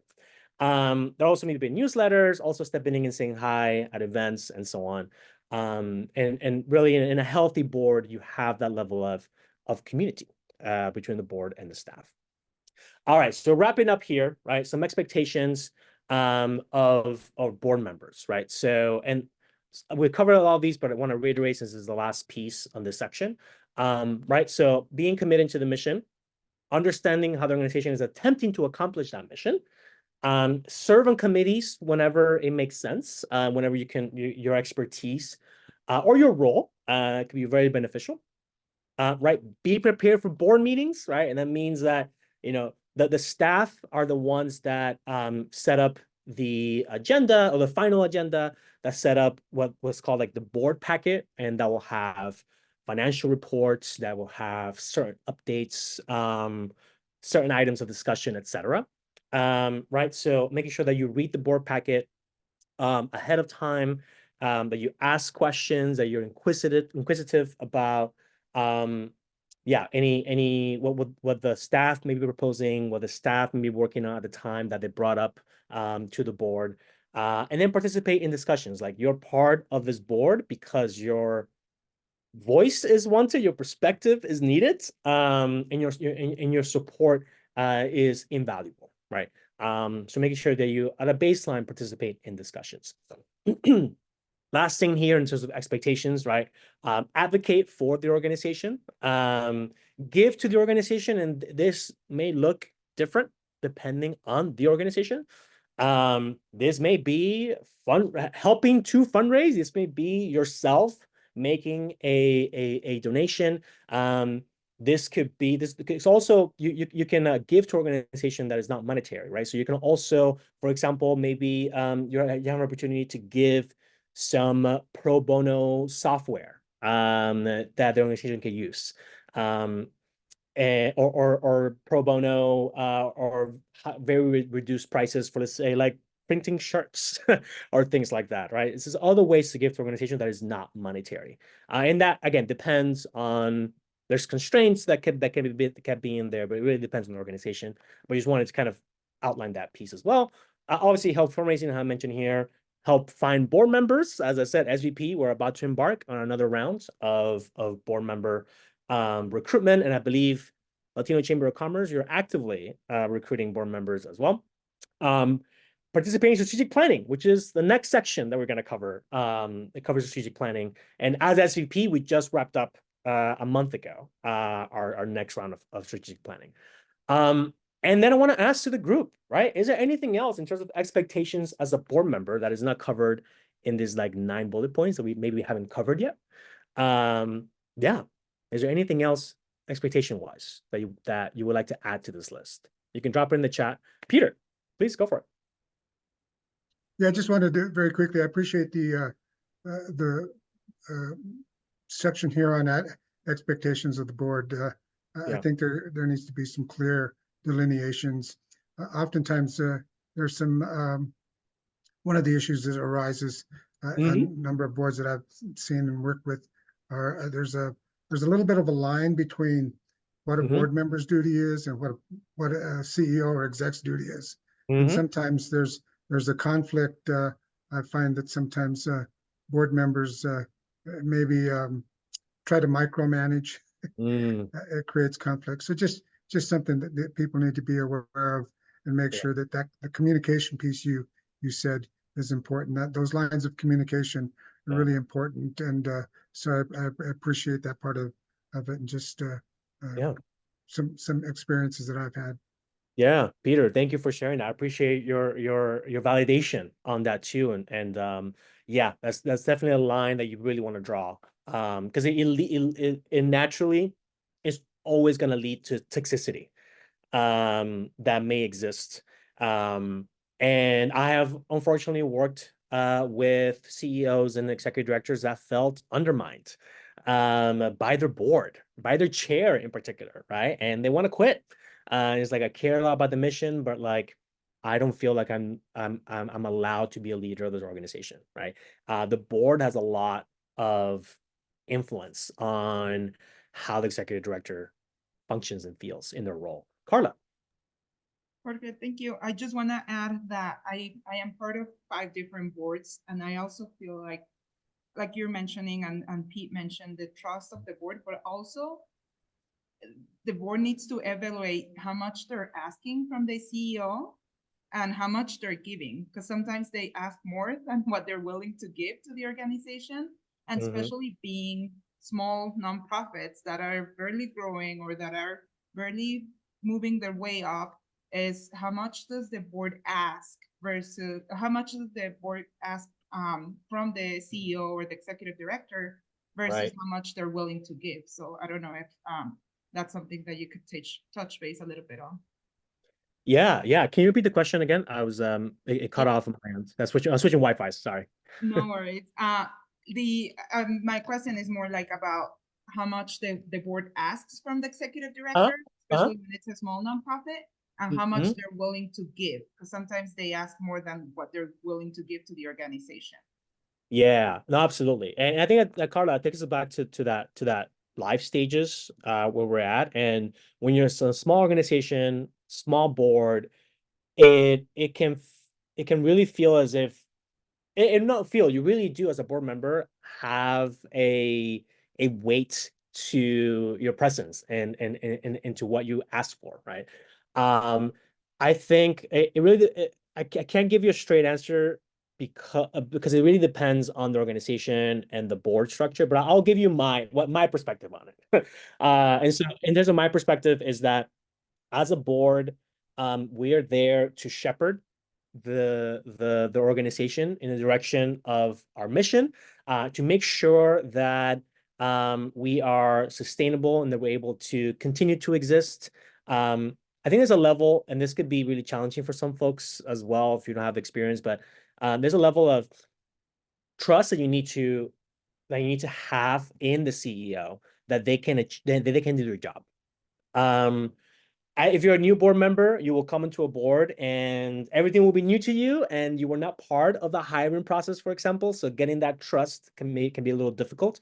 But oftentimes the board would have, you will see you hire the CEO, you hire the executive director. And so being able to trust them and their vision and their execution and support them in it. You may, for example, as a board member, find yourself having constraints of, well, I'm not fully sure if the way the executive director is doing fundraising, for example, is like the right way to do it, right? And so naturally you may want to like intervene. But again, this is level of trust of like, well, they're in this position, it's a high stress position, it's a highly valuable position. And so, all right, instead of shutting the executive director down, let's say on fundraising, just continue using that example, right? Well, you're doing it wrong. Like, it's not like this. It should be like this. Instead of doing that, which is just causes friction and is really not constructive at all, is really being a little more inquisitive of, okay, why tell us more about your process, right? Being more inquisitive, learning more about what the process is for fundraising. I'm using that example, but it could be anything. And then giving your input in ways that are constructive of, for example, they may share, I'm kind of being a little abstract, but they may share that their fundraising strategy for next quarter is this, and that. And so you may come in, you may disagree with it. I'm coming from a position where you may disagree. And so you say, all right, how can we measure, for example, that what are some benchmarks that we can have in the first, let's say, 1 or 2 months of the quarter that would then show us that the strategy is actually working, right? Because even though you might not like a decision that or a direction that's being made, that direction might still be right. And so I think allowing that space for room for learning and for growth is really important. In terms of how much asking of the board, it depends how heavily involved the board is. But I think naturally is waiting to be, as a board member, waiting to be asked for help seems to be the rule of thumb. If you have opposing ideas, I'd love to hear them as well. Anybody that's listening here, but I think as a board member is okay. Let's wait to be asked first, because if you get used to this constant, giving advice and direction without being asked, then you may be inadvertently setting a culture where down the line you may be undermining the CEO or the executive director in some way, right? So I think waiting to be asked and making sure as well that the executive director, the CEO, knows this, like the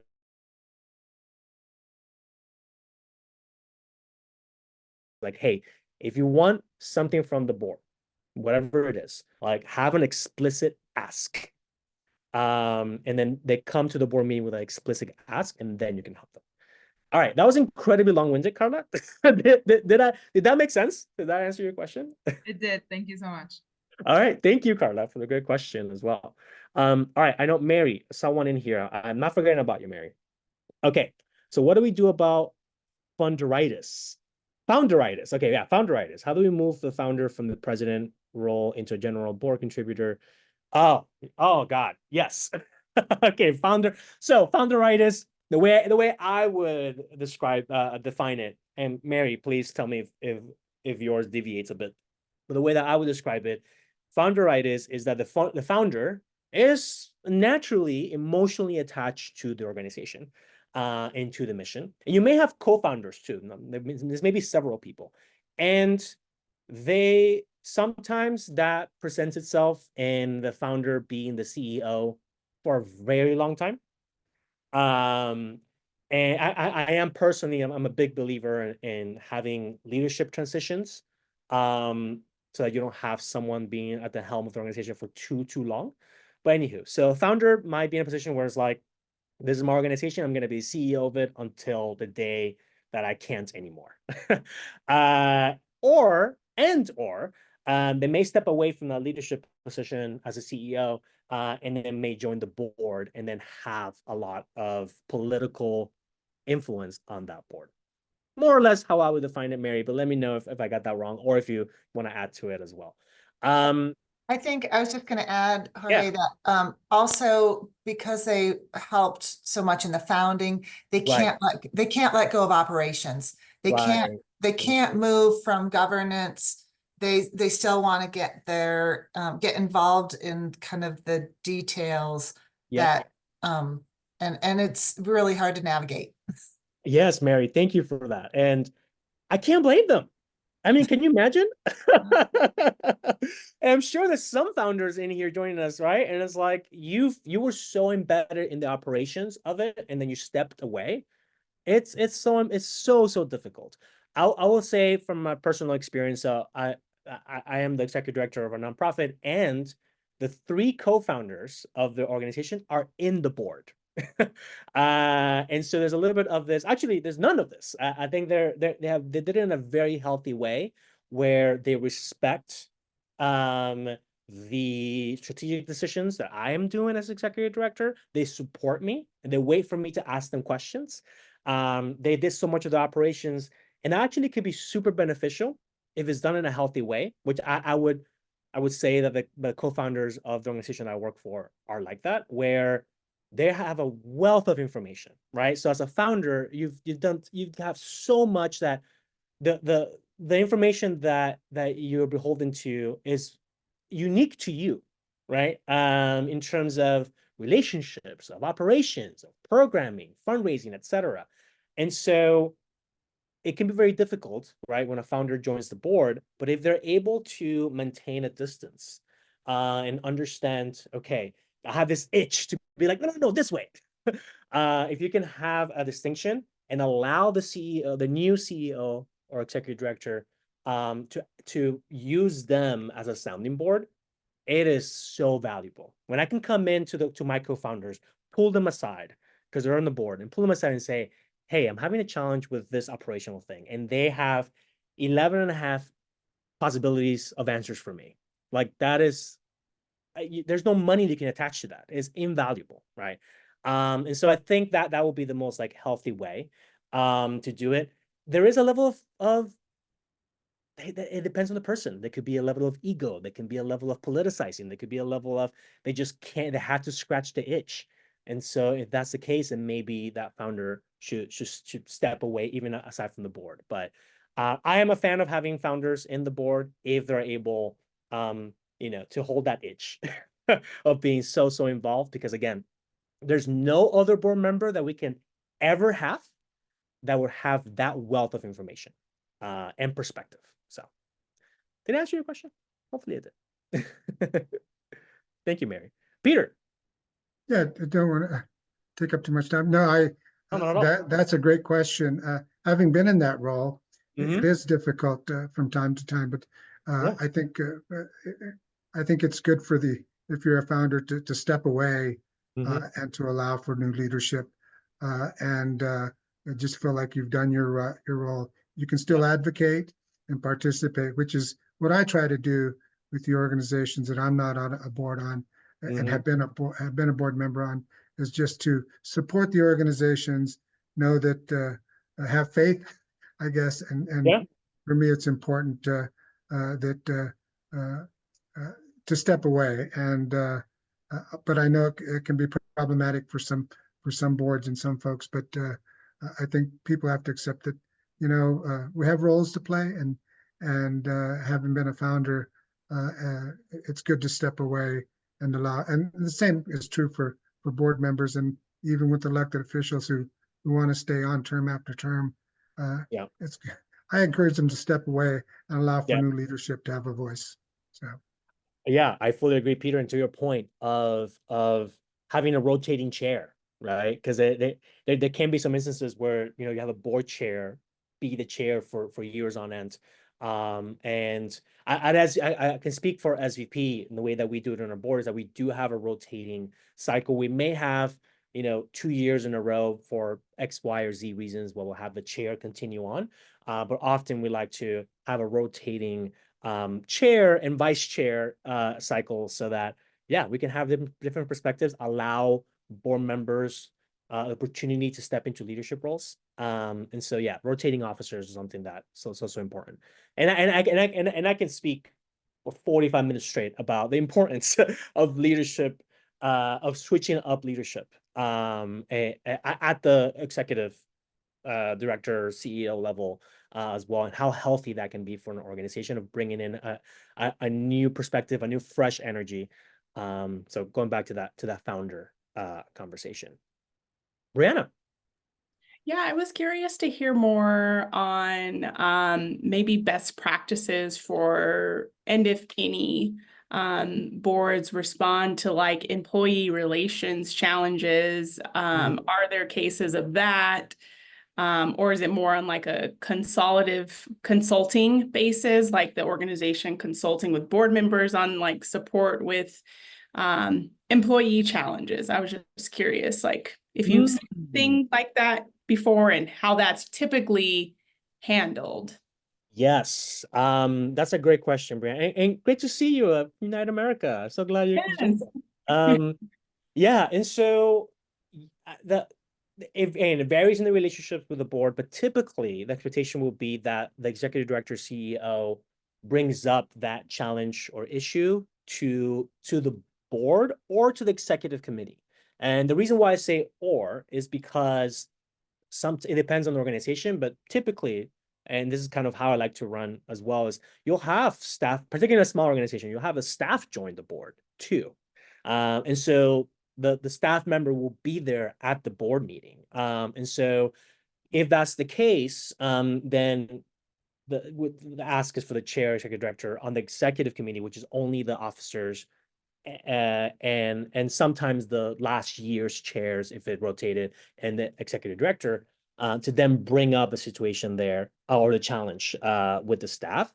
But again, ultimately though, the overview and oversight of staff is on the CEO, executive director. So as a board member, you can't fire staff, or you can't, have a direct hand in how that is handled, but you do serve as a sounding board. You serve as well as a board member in that situation. You serve. You're able to share your expertise or your thoughts and have a discussion as a group with the CEO, executive director, on how to support them. So that's typically how that would go. Yeah. Did I answer that question or correctly for you? Hopefully. Perfect. Thank you. All right. How are we doing on time? All right, we got one more minute. No, thank you, Bree. All right, Thomas, you have a hand raised. Yeah, I just want to piggyback on what I thought was your wonderful answer. That question, having been in that situation and on the boards, it kind of depends on the board. Yep.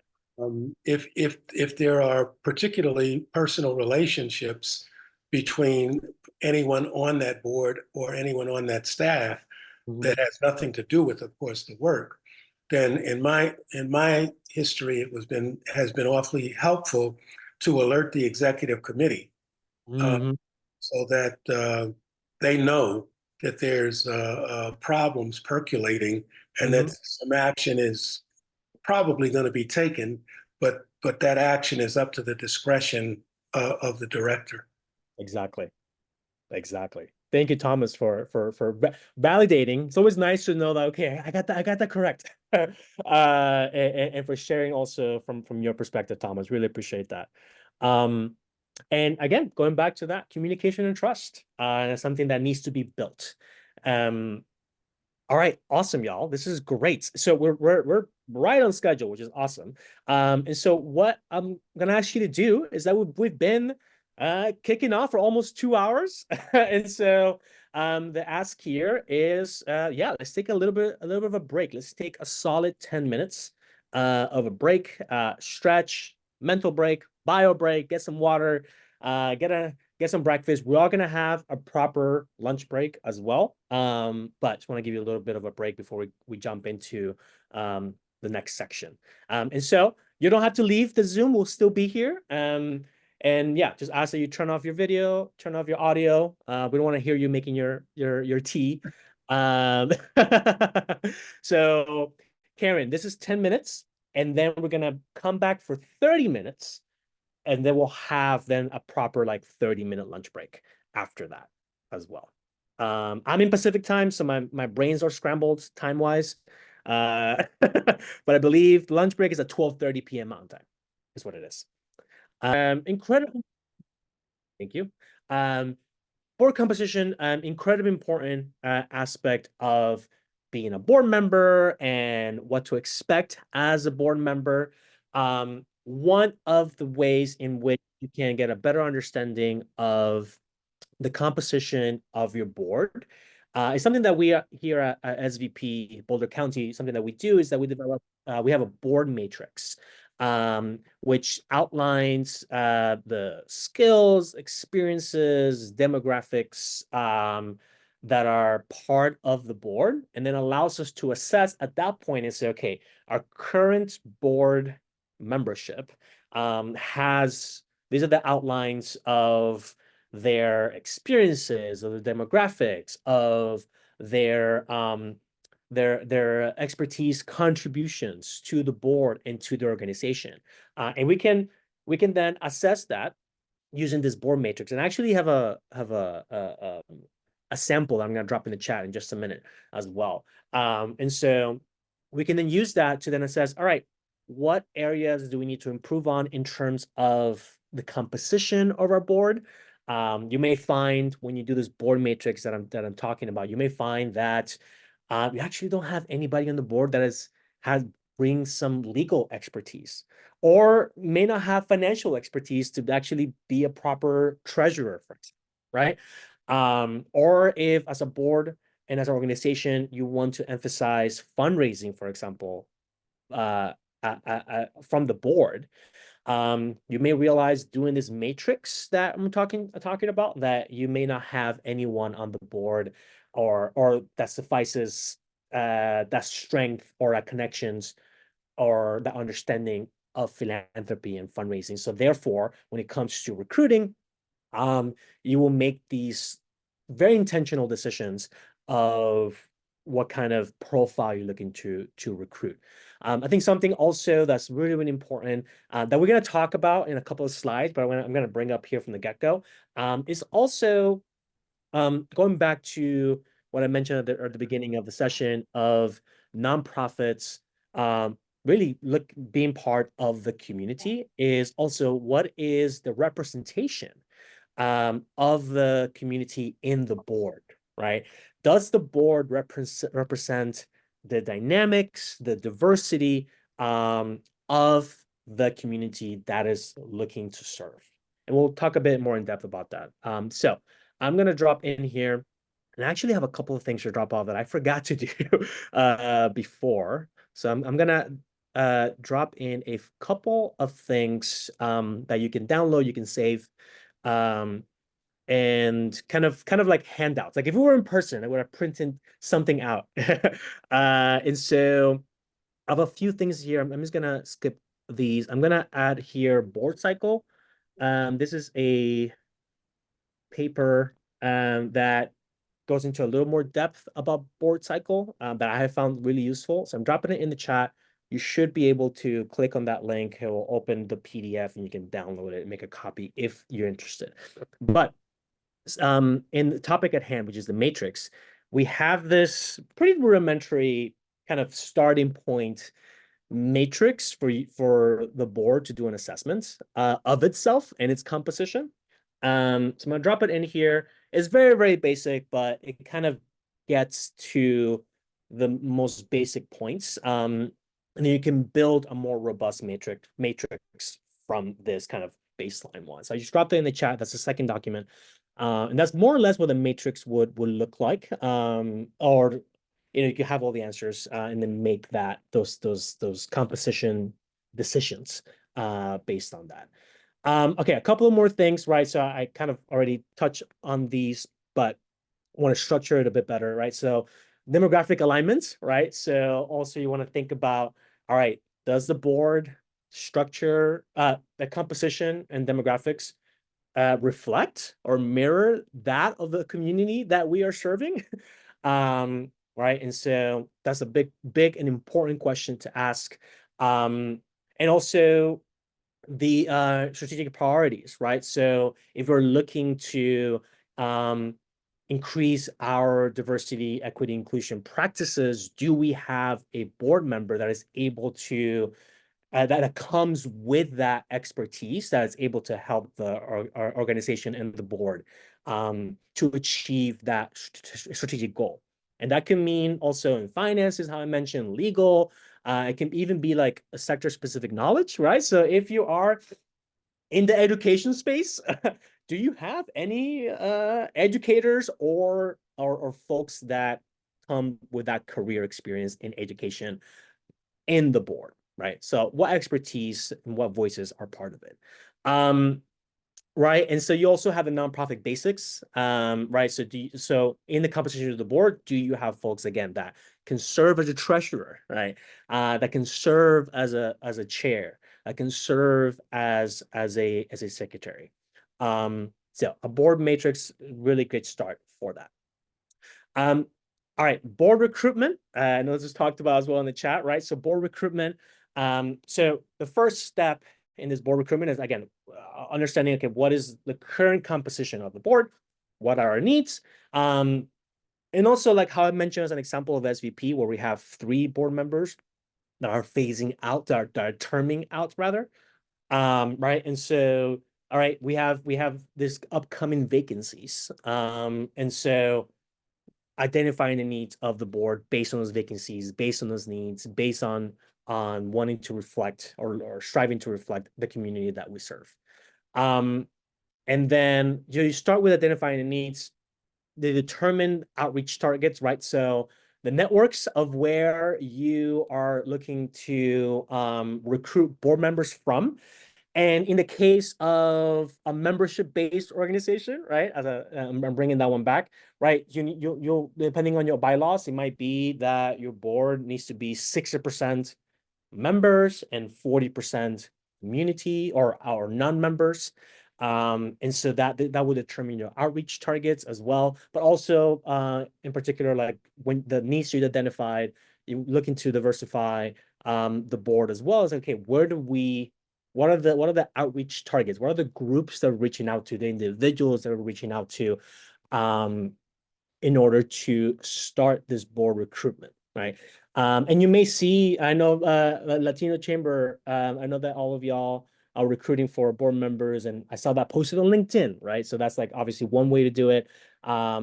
Typically, as a board, how I mentioned, there's various committees. So you ideally will develop, as a board, you will develop this recruitment committee that will be in charge of putting together a recruitment plan of, okay, we're going to reach out to these groups, we're going to reach out to these individuals that might be in our network, that might be in our community, in order to, right, achieve that, get applications for folks that are meeting those needs. And then obviously process and deadlines, that process will vary per board, but typically you will have an application to be a board member. And then even if you were referred, you'll have an application for a board member, and then you'll have ideally one or two, ideally about 2 interviews with the committee and with the executive director. Oh, Thomas, good point. All right, hold on, Aletta. Thoughts on board recruitment on more diverse board members? Absolutely. We're gonna get to that. There's a whole section of it as well.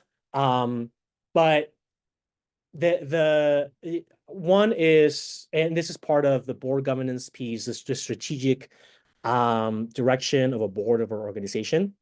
But ideally, at the bare minimum, you want the board to represent to be representative in terms of demographics to the community that you are serving. Excuse me, I need a little more water. To the community that you are serving. And so, for example, that may not be the community that you're part of. So I'll give you an example of like Boulder County. So our SVP we're not serving the entirety of Boulder County. We are serving particular communities within Boulder County. And so for us, it's okay, how do we, as a strategic direction, make sure that our board is representative and it mirrors the communities that we're looking to serve. And that may also, and we at SVP, we commit to having continual diversity, equity, and inclusion training for our board. And we actually just 5 weeks ago did our DEI training as a SVP Boulder County board, right? And so and we did that alongside our strategic planning, so they were both embedded. so that as a board, when we're doing our strategic planning for the next year, for the next 2 years, that we also do so within an equity and inclusion lens. So I'll let up. Great question. And let me know if there's a follow-up on that as well. Thomas, okay. I don't see income economic status in the board matrix. Maybe I missed it. I've been on boards that have overlooked this. Yeah, no, Thomas, you are correct. We do have that on the SVP matrix. So what I shared was just like a very rudimentary baseline. But we do have that on the SVP board matrix, which I can't share because it's confidential information about our board members, obviously. But that is also very, very important to have predominantly, right, of and I think Thomas also, this is a great kind of pin, like your comment is a great pin to something I want to add here that was mentioned right at the very beginning, which is the inherent inequality that exists when you can't compensate a board member on their service, right?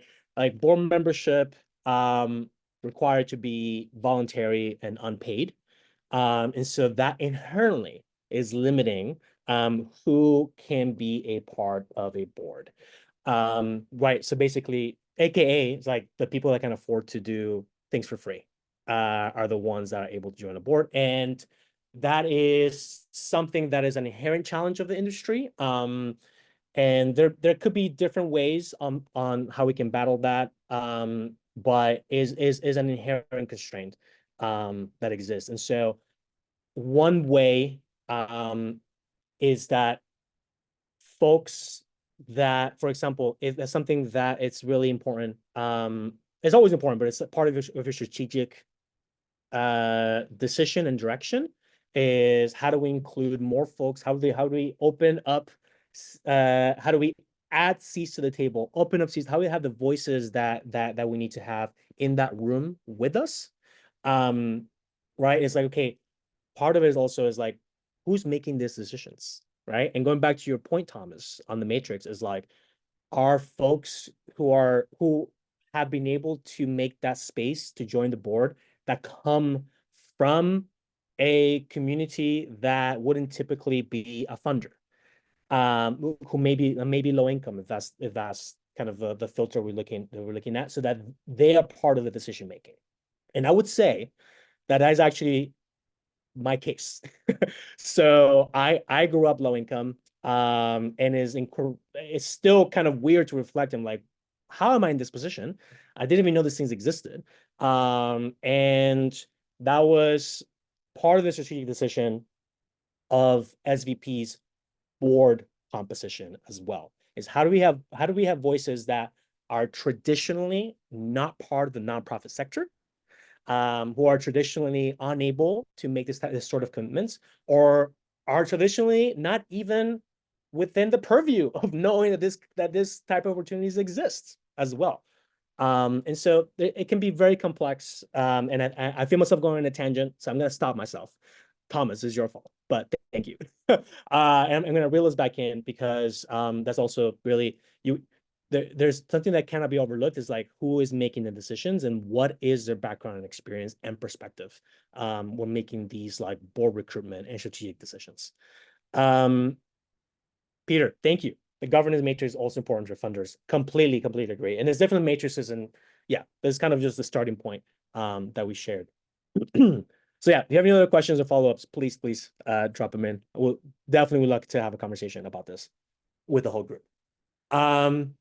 All right, so board selection, so kind of this process of the composition of the board, right? And all right, so advertised board positions, we talked about this. We vet candidates, right? Particularly looking at diversity, inclusion principles and the strategic direction of the board and of the organization.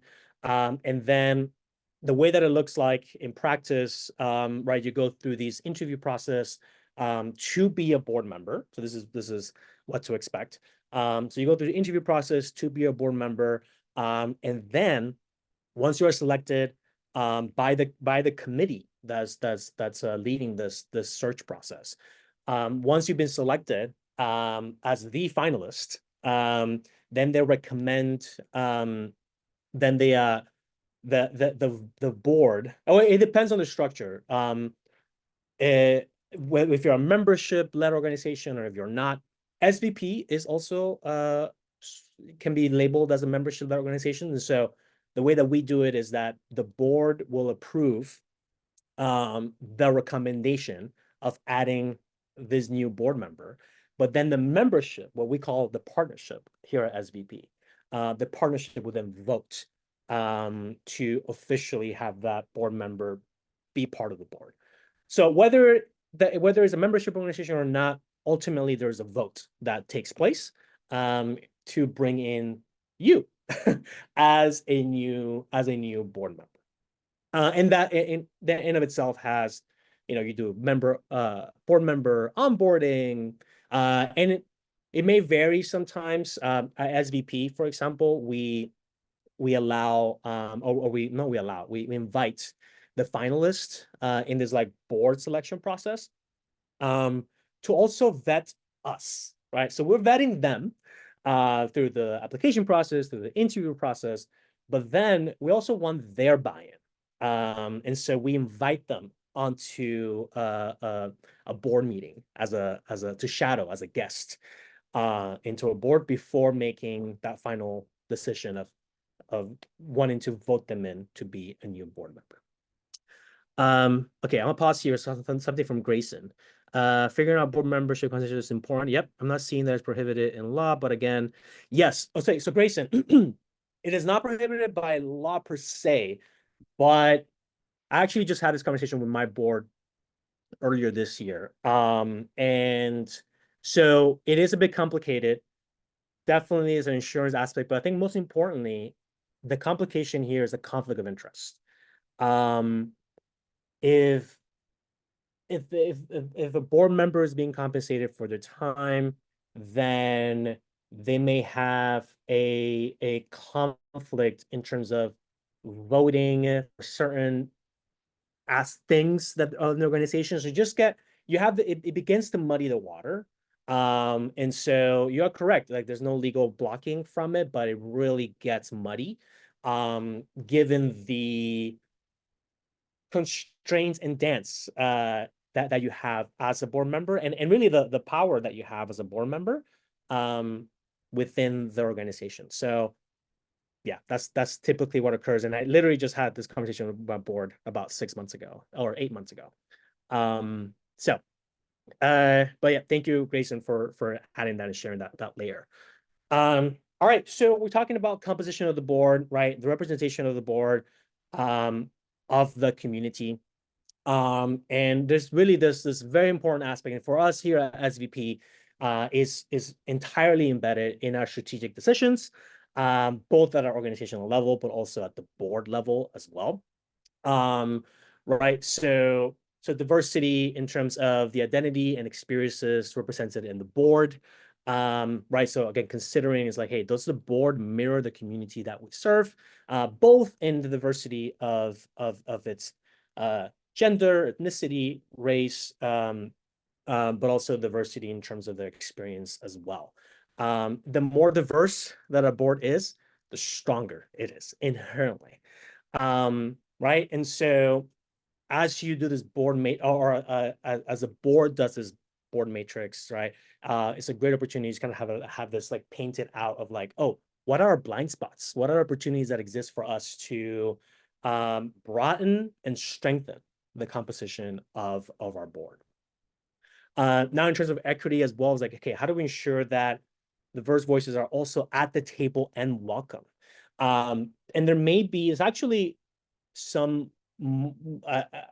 different ways that actually this could be accomplished. One, of course, is through the recruitment of the board and the expansion of the board, because you can also expand the number of board members. And I don't think we discussed that at all, actually. But yeah, not all board members, boards vary in size depending on the organization. Yeah, and Carla, to your point, yeah, this is what the entire thing that we're talking about is about nonprofits.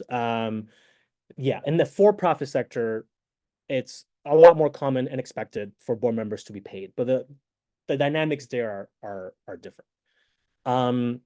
Okay, where was I? Okay, so in the equity piece, all right, so how do we ensure that diverse voices are at the table and welcome? Like I said, one of which, and one of the strongest ways is within the board composition itself, but as a board, you actually can invite community members or folks that you are directly serving onto the board, not necessarily as voting board members, but you can invite them as part of committees, for example.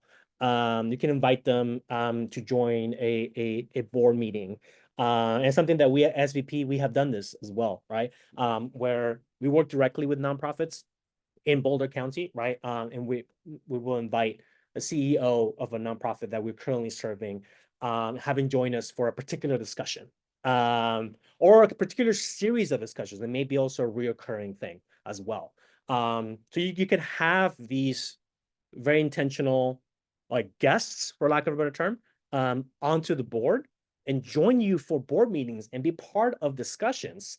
They're just not voting members, right? Only the board members can vote ultimately on decisions. And again, that excludes the CEO. The CEO, executive director, cannot vote, and neither can the guests, right? But that is also one way in which you can broaden that opportunity to have voices be part of the conversation. Right, and the same, right? So looking at the lens of like the inclusion piece, like, hey, how do we ensure that everyone also has access to the same opportunities? And going back to the recruitment piece, something that is natural that we need to also be cognizant about and fight against if it's not serving us, is typically board members will recruit to the board people that they know. Right? And so inherently, that's going to be blocking pathways to include folks that traditionally had not been part of boards or of this particular board, right? And so you do want to have that intentionality, and really is on the leadership and on the board composition. And there's also, of course, be external pressure by the community that is being served by this organization. Right, but that's also one thing to keep in mind as well. It's like, are your board members recruiting from their friend group or recruiting from their professional, because it shouldn't be friends, but from the professional group, right? And by doing so, how is that limiting the opportunity and the inclusivity of the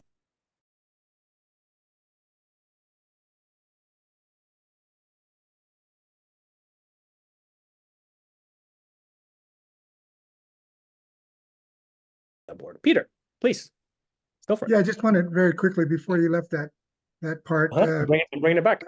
You may discuss this later, but my experience, and I think the experience of several people, is that it's one thing to get on a board. It's another thing to stay on a board. And when you talk about ensuring that once diverse voices are at the table, one of the barriers, one of the problems that I've seen over the years is that people get on the boards and the boards are not what I consider culturally competent. And therefore people do not feel welcome after a while. There's this whole thing about how do you retain board members? And it's always, as a consultant in the field, it's always, if we don't work on it with boards, you mentioned, having speakers that come in, that works fairly well. But one of the ways that you can vet board members is to discuss to what degree they consider themselves culturally competent and can work in diverse communities with respect. So that was just an area that I think needs to be because people will get on boards and the members themselves, they mean well, but they may say something offensive, or they may not have a background that complements the people on the board, the new people. So it's an area I think that needs a little bit more work. And it works to everyone's benefit. But I just thought I'd bring that up because it's been an area over the years that I've seen people get on boards and don't stay on boards. So yeah, Peter, and I'm so glad you brought that up. And thank you so much for sharing your expertise and perspective. And I fully agree. it is a difficulty where the board members mean well, but they do not have that competency, do not have that training. And one way, as just using the example of the board that I'm a part of, right, SVP, we do have intentionality of, all right, let's hire an external consultant to embed DEI competencies and understanding and frameworks within our strategic planning and also our day-to-day operations. But that even then, that's still growing pains and misunderstandings, because we are human beings and we do have this different dynamics. I have seen within the sector, only from my bubble, obviously, Peter. I think like you have a lot more, but from my bubble, I have seen an evolution and a growth within this, but still a ton of struggles. And I love what you brought up about, okay, what about staying on a board? That's a great discussion. So we'll continue that. And I think also we're gonna end with a panel, and I'm gonna take a note of that question, Peter. If I don't, please bring it up. But I think it's also a great part of the discussion that we'd love to have with our panelists as well.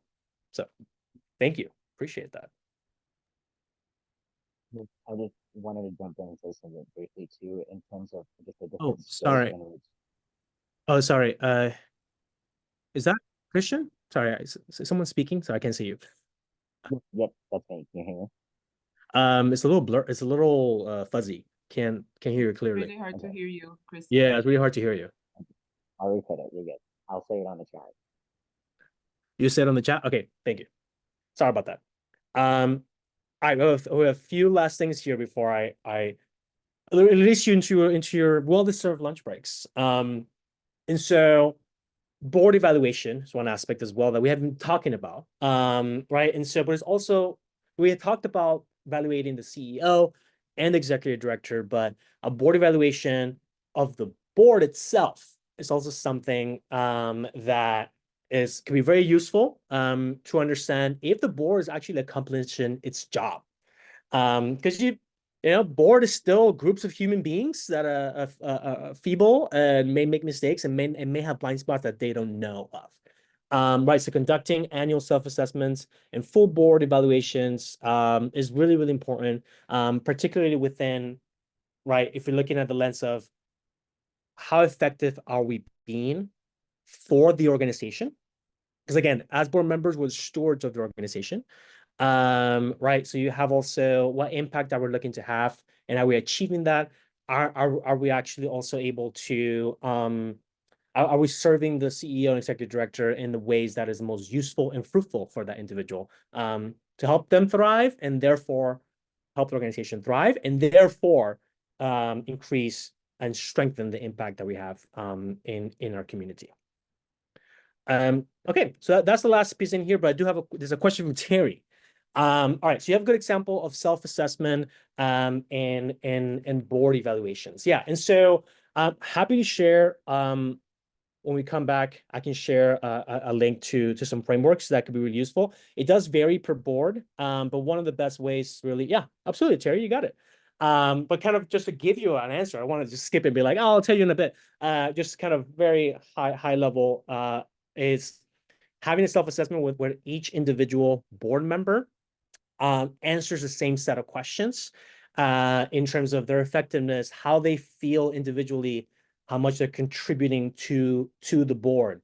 I have seen doing this individual evaluations that they are board members who actually feel like they're not contributing enough, they're not contributing anything.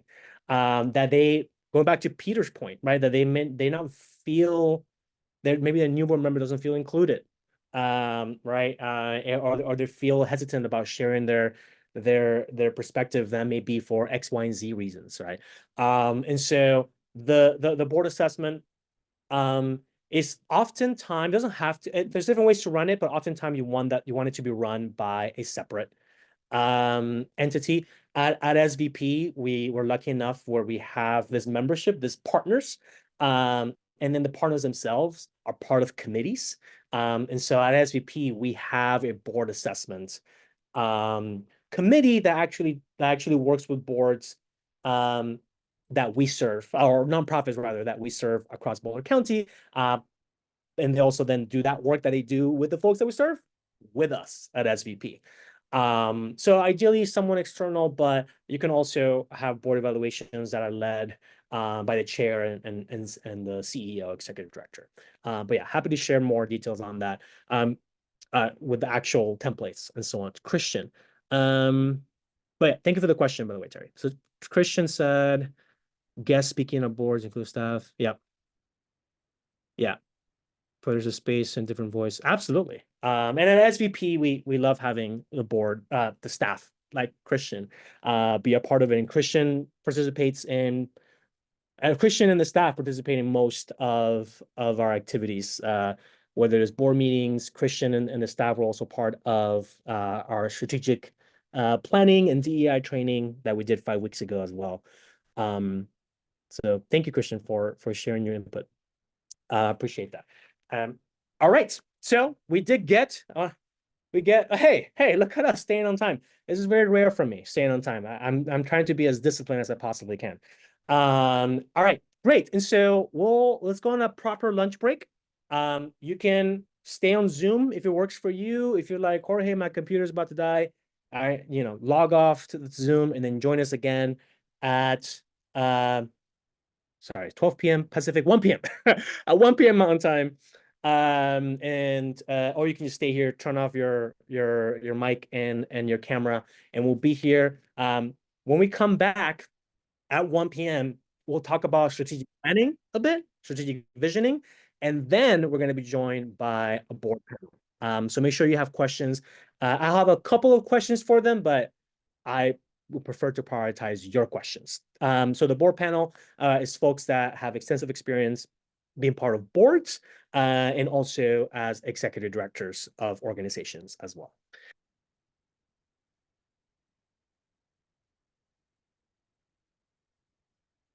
Hey, hello everybody. We still got another minute. Let's give folks some time to come back.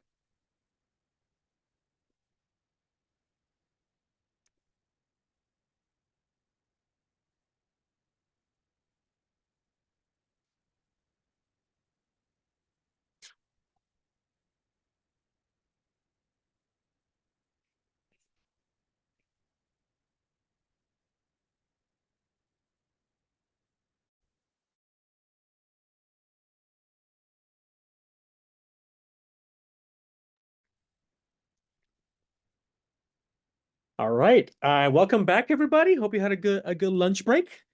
I am accompanied by my post-lunch tea as well. So happy to have you all join us again for now the second half. So like I said, we're going to spend some time talking about strategic planning, strategic visioning, like what does it look like from the perspective of being a board member. And then we're going to be joined by our panelists to have a conversation. And so make sure that you save some questions for them as well. And I'll share more about what to expect in that panel conversation once we get to it. All right, so let's kick off with strategic planning and visioning. All right, so one of the bigger and most prominent roles as a board member is Alan, thoughts on how to recruit? Perfect. Oh wait, no. Okay, I thought I saw a question in the chat. I just scrolled up. Okay, never mind. All right, where was I? All right. Part of one of the bigger roles, prominent roles of being a board member is taking a leadership and a big voice in the strategic planning of that organization. That's one of the most fulfilling pieces of being a board member is playing a role in that strategic planning, that strategic vision, that strategic action that the organization takes. So I'm going to take you through kind of a high level or run through of strategic planning from the perspective of the board. So what is the purpose of strategic planning? So strategic planning it's a alignment and sometimes a realignment with the mission of the organization and the broader term vision or theory of change that the organization is going to have, right? So I mentioned in the first half of, board members remembering, right? And having reminders of like, hey, why do we do this, right? Like, why are we here? What's the mission? What's the purpose? What's the impact? And so this strategic planning, particularly if it's done on a yearly or biannual basis, allows that resurfacing of the conversation of that North Star to return. So the purpose is aligning with the mission and vision, because particularly in terms of the main projects, main actions, main strategic decisions that you're looking to have, one of which could be the board composition, which we just talked about, right?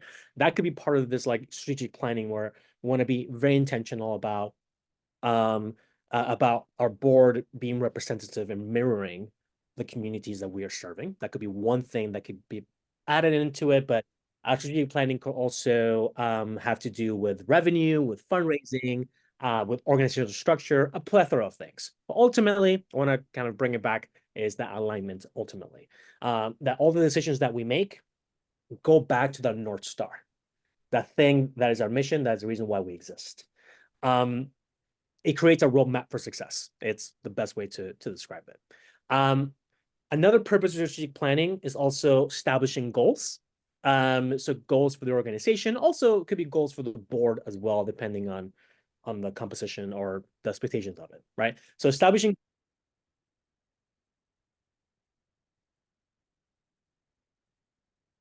Wait, I just got muted. Oh. I'm sorry, I was trying to let someone in and I muted. Oh, okay. No worries. I want to make sure I didn't click on anything. Or was I? Okay, so establishing goals is another reason for it. Particularly those goals that are time bound, that are relevant, are achievable, that are specific. SMART goals is one of the acronyms to remember that by. But setting goals as part of the strategic planning process, setting goals puts benchmarks, right? And you may have been a part of this already, whether at a board level or institutional level, where you're a part of a planning process and then nothing got pinned down. Of like, we're all talking about doing this thing, and then we don't set a goal for the thing, so then the thing never gets done. And that happens at the board level as well. If you don't establish goals, then the goals are going to get lost. And so part of that strategic planning process is having measurable goals, right? If we are looking to diversify and have our board be more representative, what does that mean, right? Setting out numbers, setting out things that we can measure, that we can aim at. If we are looking to diversify as part of strategic planning, diversify our revenue streams as a nonprofit organization, what does that mean? What are we aiming towards? Et cetera, et cetera. So establishing goals, incredibly important for the growth of the organization and for achieving the impact that we're looking to achieve. And then a third kind of main purpose of strategic planning is anticipating challenges. Challenges may always occur, right? And that could be a shift in the market. That can be a shift in funding opportunities.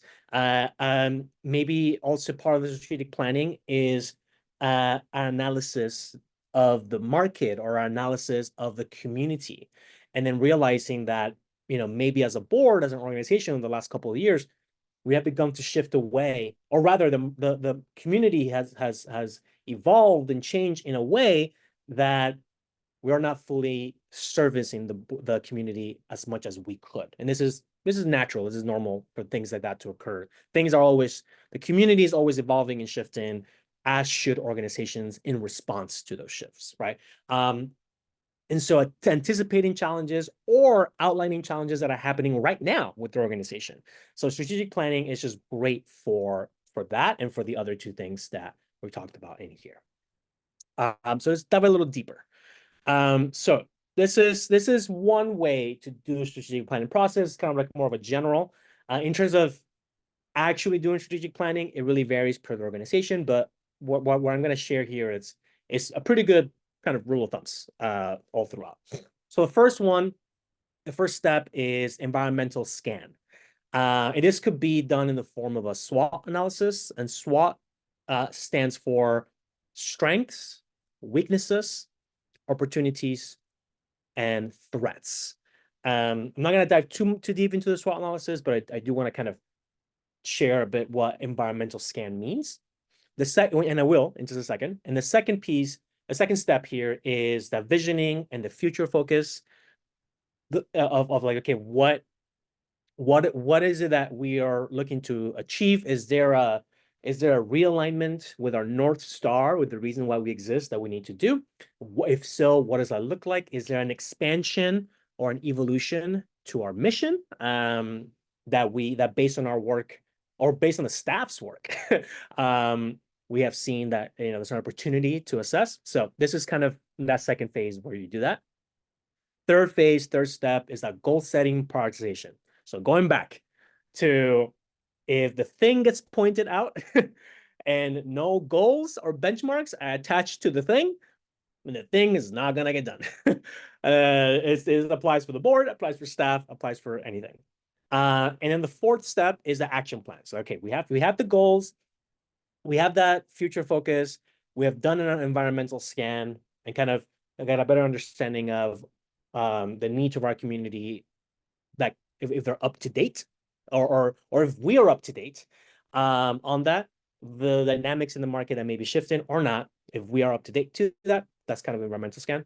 And then we have the opportunity, or rather the fourth step in this process is the action plan. Okay, what are we going to do? This action plan could be, we're going to develop a committee or a series of committees for XYZ, or we are going to be, if part of it is diversification of the board, how we've been talking about, it's like, okay, we need to develop a committee to shift and update our recruitment process. Do we invite folks as guests, how we were speaking in the last section, of guests to the board, et cetera, right? So having action plans is also incredibly important. Otherwise, nothing gets done. All right, so now we're going to dive one by one into each one of these, even though I kind of already shared a bit on all of them. So step one, right, that environmental scan, strengths, SWOT, strengths, weaknesses, opportunities, and threats. And really the kind of the main takeaway of why you want to do an environmental scan is to assess the strengths and weaknesses within the organization. And that could be, is like, hey, we may be in not the best shape financially, right? And so we're going to use this strategic planning process to envision or plan out how we can mitigate these financial challenges that we may have. That's just one example, right? It could be leadership, right? Going back to, it was brought up in the chat earlier in the session, right? Of like succession planning, right? It could be that at this point, the CEO may say, all right, I'm retiring, or I would like to, move on, et cetera, et cetera. Or the board decides at that point that the CEO needs to step away. So you can then use that opportunity to say, all right, this is an opportunity that we have. It's something that we need to have be part of our strategic planning for the next X number of months, et cetera.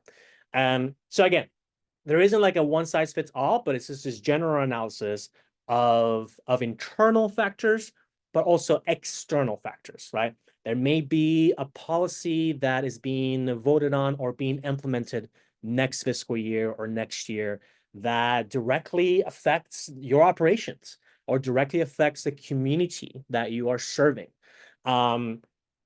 And that, if you're serving an immigrant community, right, or a refugee community, like what effects does certain policies have on your community? Therefore, okay, is that an opportunity? Is that a threat to your operations, et cetera, right? So you want to make sure that you have this information of your environment so you can make these decisions.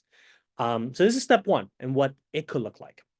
And again, if you have any questions or comments, as always, as you've done, either raise the hand or drop them in the chat, and I'll make sure to get to them. Step two.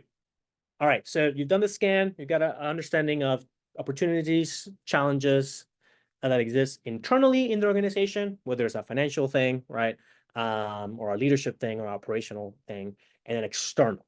So community shifts, policies that affect the folks that you serve, right? Competitors even is another thing, etc. So you got a good environmental scan of internal and external factors. After that, then you want to develop a shared vision, right? And so, and by the way, I don't think I outlined this. So in this process of strategic planning in general, the board is obviously a part of it. You may hire an external team to run it. That is ideal, but you may also have the board run it, like or one or two board members run it as well for the board. But ideally, you want to hire an external person if you can. You can't always do that, but if you have the capacity to do so, do it. And then also having the staff be part of this process is also incredibly important as well. So I just forgot to note that at the beginning. All right, so develop a shared vision. All right, so based on internal and external factors that we have analyzed and scanned, what is a shared vision that we have for the next 5 years, the next 1 year, for the next 2 years? And this is where this sentence right here that we have in the first bullet point. What will success look like in 5, 10, 20 years? The number of years really varies based on the stage of the organization. For a medium-sized or small organization, it might not be useful to think that far ahead, to think 5, 10 years ahead. Things can change and drift so much that you may find it more valuable and beneficial to plan 1 or 2 years at a time. But again, that depends on the board and depends on the organization. But I wanted to address that as well. And as the board gets more and more institutional and the organization gets bigger and more robust, then you have ability to kind of plan further and further ahead. We at SVP, we're a small organization, small but mighty organization, and relatively medium to small board. And so what we do is actually we do strategic planning 1 year at a time with about a 3-year runway, but we focus on 1 year at a time. And I'll share more about what we do later. So I'm sure to get through this process. And another piece of this visioning and future focus is make sure that you incorporate stakeholders in this process, whether it's community members, obviously, and I think personally, always staff, right? And clients, and just making sure that the folks who are being impacted by this decision process have an input into it as well. All right, step 3 of strategic planning. So now we've moved on to goal setting and prioritization. And I'm gonna drill it again. If the thing doesn't have goals, it doesn't get done. Right, and so making sure that goal setting and prioritization, because when you're going through a strategic planning process, if you have gone through it before, then you know what I mean. But if you haven't gone through it before, and particularly within the framework of being part of a board, of being a board member, is that a ton of ideas get thrown out. And even on step 1 of this process, right here, environmental scan, you may have a huge list of things, and there's just no way you can address all of them, right? So there's a inherent need to prioritize what you discovered in the environmental scan and what you envisioned in this visioning future focus process. You cannot do everything. So there needs to be a prioritization of, okay, in terms of what we can achieve, what we can do, what are the 1, 2, or 3 top level goals that realistically we can accomplish in the next year, let's say, using that as an example. That's why also goal setting and prioritization is so important, because this is always going to come up. You're going to have way more challenges and opportunities than you can actually act upon.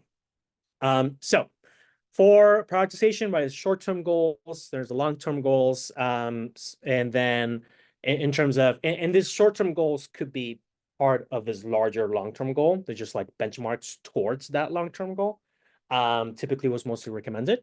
And for these goals, there may be some assignments, right? And that assignment may be the incoming board chair for the next cycle is like, if the goal is fundraising or diversifying the sources of funding, and your board fundraises, then you get the board chair gets an assignment for that, or the fundraising committee gets an assignment for that, or definitely the CEO and executive director will be part of that, right? So making sure that when you're setting these goals, that there's direct assignments of who is in charge, who is responsible for these goals.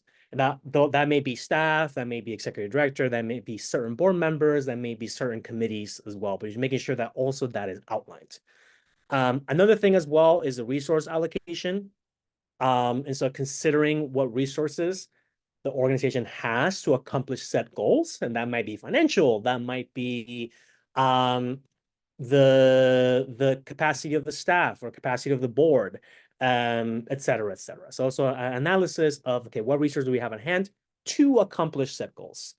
And then obviously like prioritize initiatives, and this happens with us at SVP when we're doing a strategic planning, because like I mentioned, we do it every year, where we'll have priorities and we may list 5 things and we're only able to achieve 3 just because of the resource allocation, the time allocation, etc. So making sure having these priorities, like goal number 1, goal number 2, etc., allows you to actually achieve the bigger things that make the most impact. All right, and then lastly, on the strategic planning process, then there's the action plans. So I kind of alluded to this a bit on the goals piece, right? Of like having groups or individuals be assigned certain goals, depending on what those are. And so then kind of a next step, and this usually takes this 4th step of action plans typically takes a couple of weeks or a couple of months after you've done a like strategic planning meeting. Because usually it needs time to digest, anytime the staff usually needs a bit more time to kind of settle in the details a bit more. So as a board member, right, you will come into likely a 3 to 6 hour, it really just depends on what you do. But let's say 3 hours on average, just to keep it there. You're going to a 3-hour meeting, and it's a strategic planning meeting. It's separate from a board meeting sometimes. Like you can also embed it, but usually need more time. You go in strategic planning meeting with the staff, with maybe a facilitator, or hopefully a facilitator if you can, to run you through it. You do the first 3 steps. Like in that meeting, you do 1, 2, and 3 in that meeting. You walk away with this, and then at that point, that meeting ends, and then the staff typically, and with oftentimes the board chair, are the ones that then put together these like action plans. But this happens separately. It doesn't happen the same day typically. All right. So the action plans that the staff is typically in charge of. So tactical plans, right, responsible parties, timelines, measurable outcomes for the goals, and then an analysis from the staff, led by the CEO or executive director, of what role does the board have, right? And so in what ways are we going to support? What committee is going to be a part of it? Do we need to create new committees? Again, let's say that we wanted to diversify our board. Okay, then we need to develop a new committee for that. And if so, who's part of that committee? What are the occurrences and by which we meet? At SVP, I've been part of this type of committees that were spun out of a strategic planning process, right? And then we said, all right, we're going to meet every other week, or we're going to meet once a week about this particular topic as a committee, to help the organization achieve XYZ goal. And then lastly, contingency planning, right? Which is, all right, if it is a level of flexibility, like if we cannot achieve this goal, what would, or if there's a risk of us not achieving that goal, like then what does a fallback goal look like? Is there a plan B or a plan C that we may need, etc. So these are the kind of things that typically take place after the strategic planning meeting, and might take a couple of weeks, sometimes a couple of months to like sort out. All right, so that is strategic planning. We have some more stuff, obviously, but I want to take a pause real quick and see if there are any questions on the things that I've shared so far, particularly the four steps. These four. It's okay if not, but I always like to give space.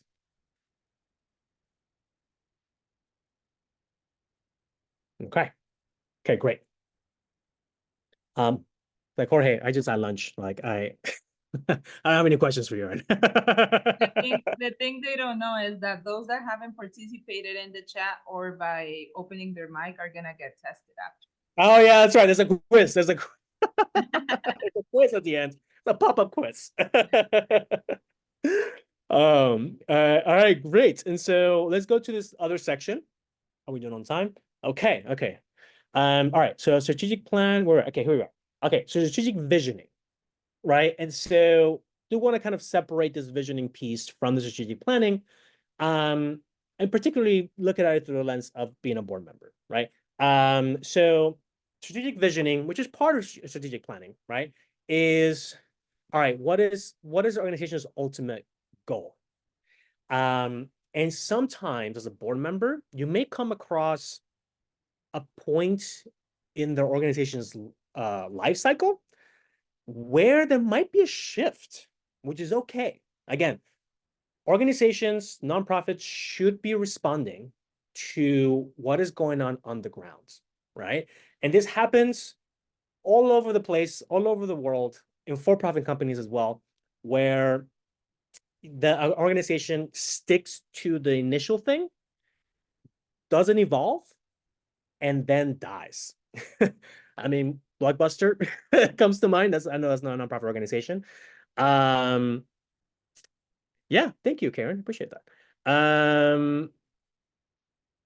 Wait, hold on. I'm just seeing this.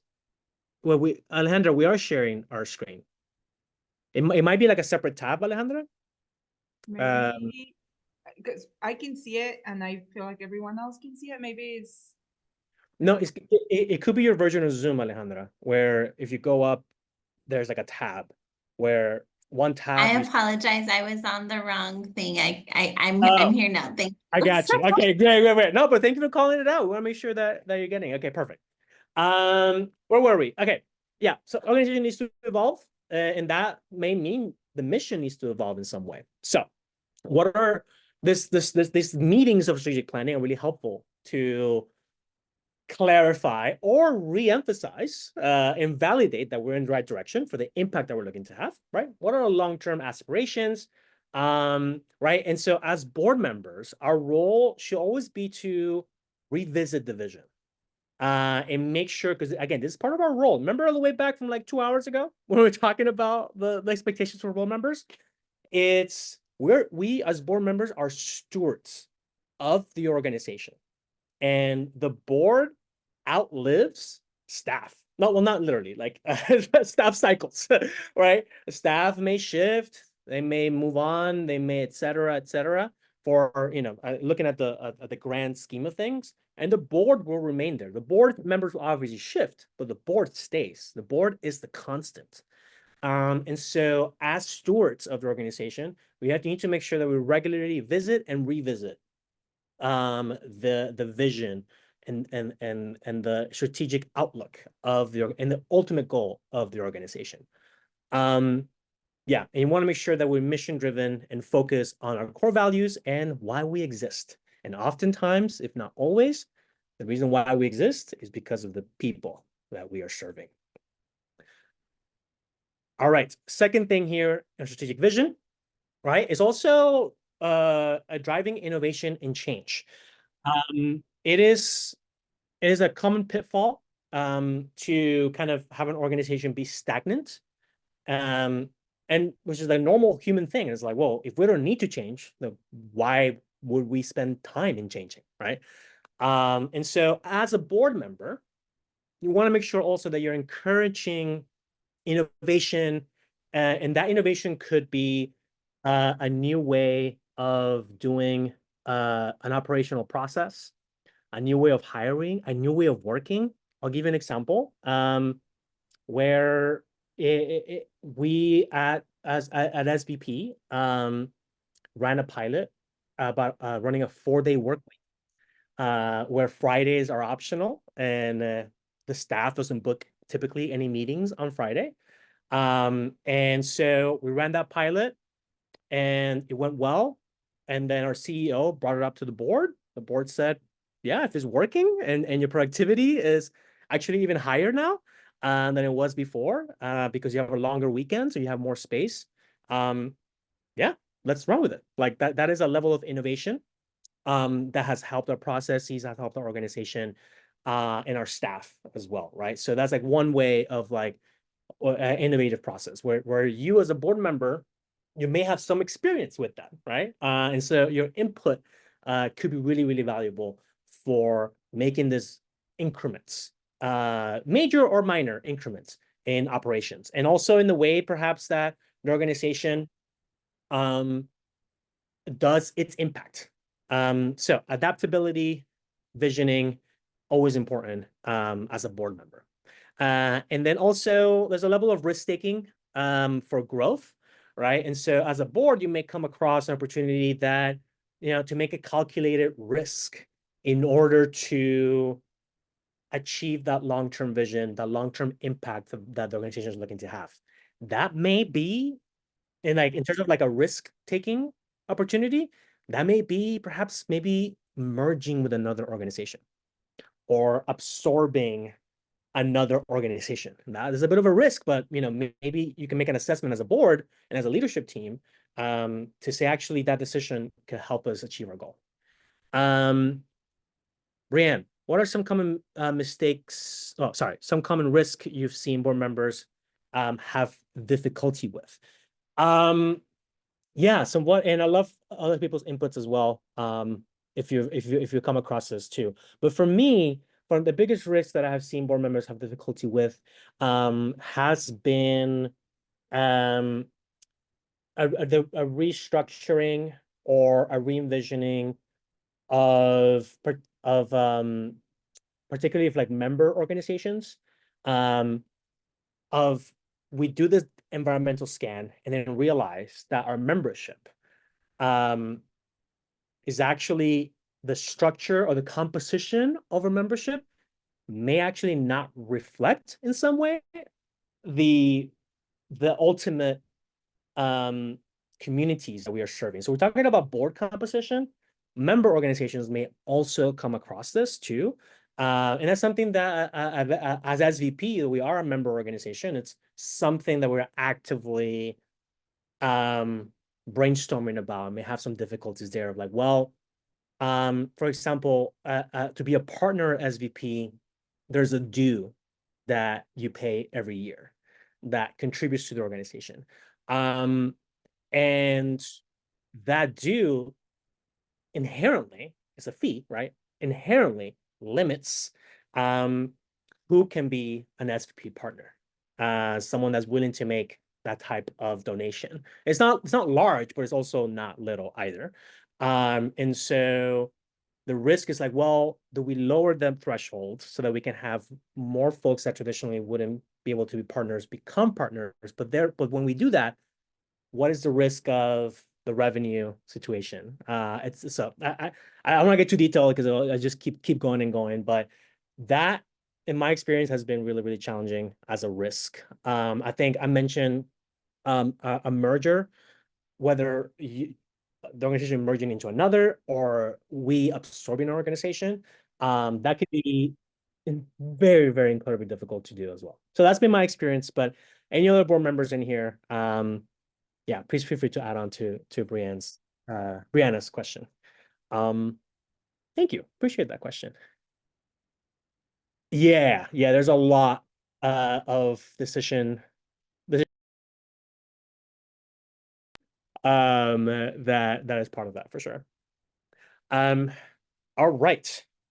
So we're wrapping it up in here in this section so we can move on to with our panelists who actually just joined us. Panelists, thank you so much for joining us right on time. Appreciate that. All right, so we're wrapping up here, but want to continue on. So another step in kind of this process is the monitoring and evaluating progress. Right, so you've done strategic planning, you've had difficult decisions to make, Brianna, for example, a merger, let's say, right? So you have these difficult things to make, and you set your plans, you set your action plans and your goals. There's also needs to be a level of, okay, the regular reviews, whether it is a 6-month meeting or evaluation to see how we are, how close are we, or are we in a projection to achieve that goal, whether it is 12 months or 24 months, whatever the timeline was. Also level of like board accountability as well, right? So the board holding itself accountable, or the organization accountable to strategic plan goals. This may come in the form of key performance indicators, KPIs, but there's different ways in which this could be achieved. But again, ultimately, our role as board members is just stewards of the organization. And I think most importantly, we haven't really touched upon this too much in today's session, but feedback can be really, really important. Feedback done well. It can be really valuable for the executive director or CEO, and vice versa. It can be really valuable for the board as well. And so making sure that within the strategic planning process, not only in that strategic planning meeting that we're talking about, but in the execution of it, right? The 1 year, the 2 years, or 3 years after the planning, that we have this feedback loop, most importantly, from the stakeholders that are being affected by the strategy, by these decisions. Again, it could be the community that you serve, it could be your staff, it could be your members, if you're a member organization, etc. Just making sure that you have that accountability and you have that opportunity for folks to give feedback. Okay, we're almost in here. And I think opportunity to give feedback on one last thing in here is also that feedback needs to be asked for.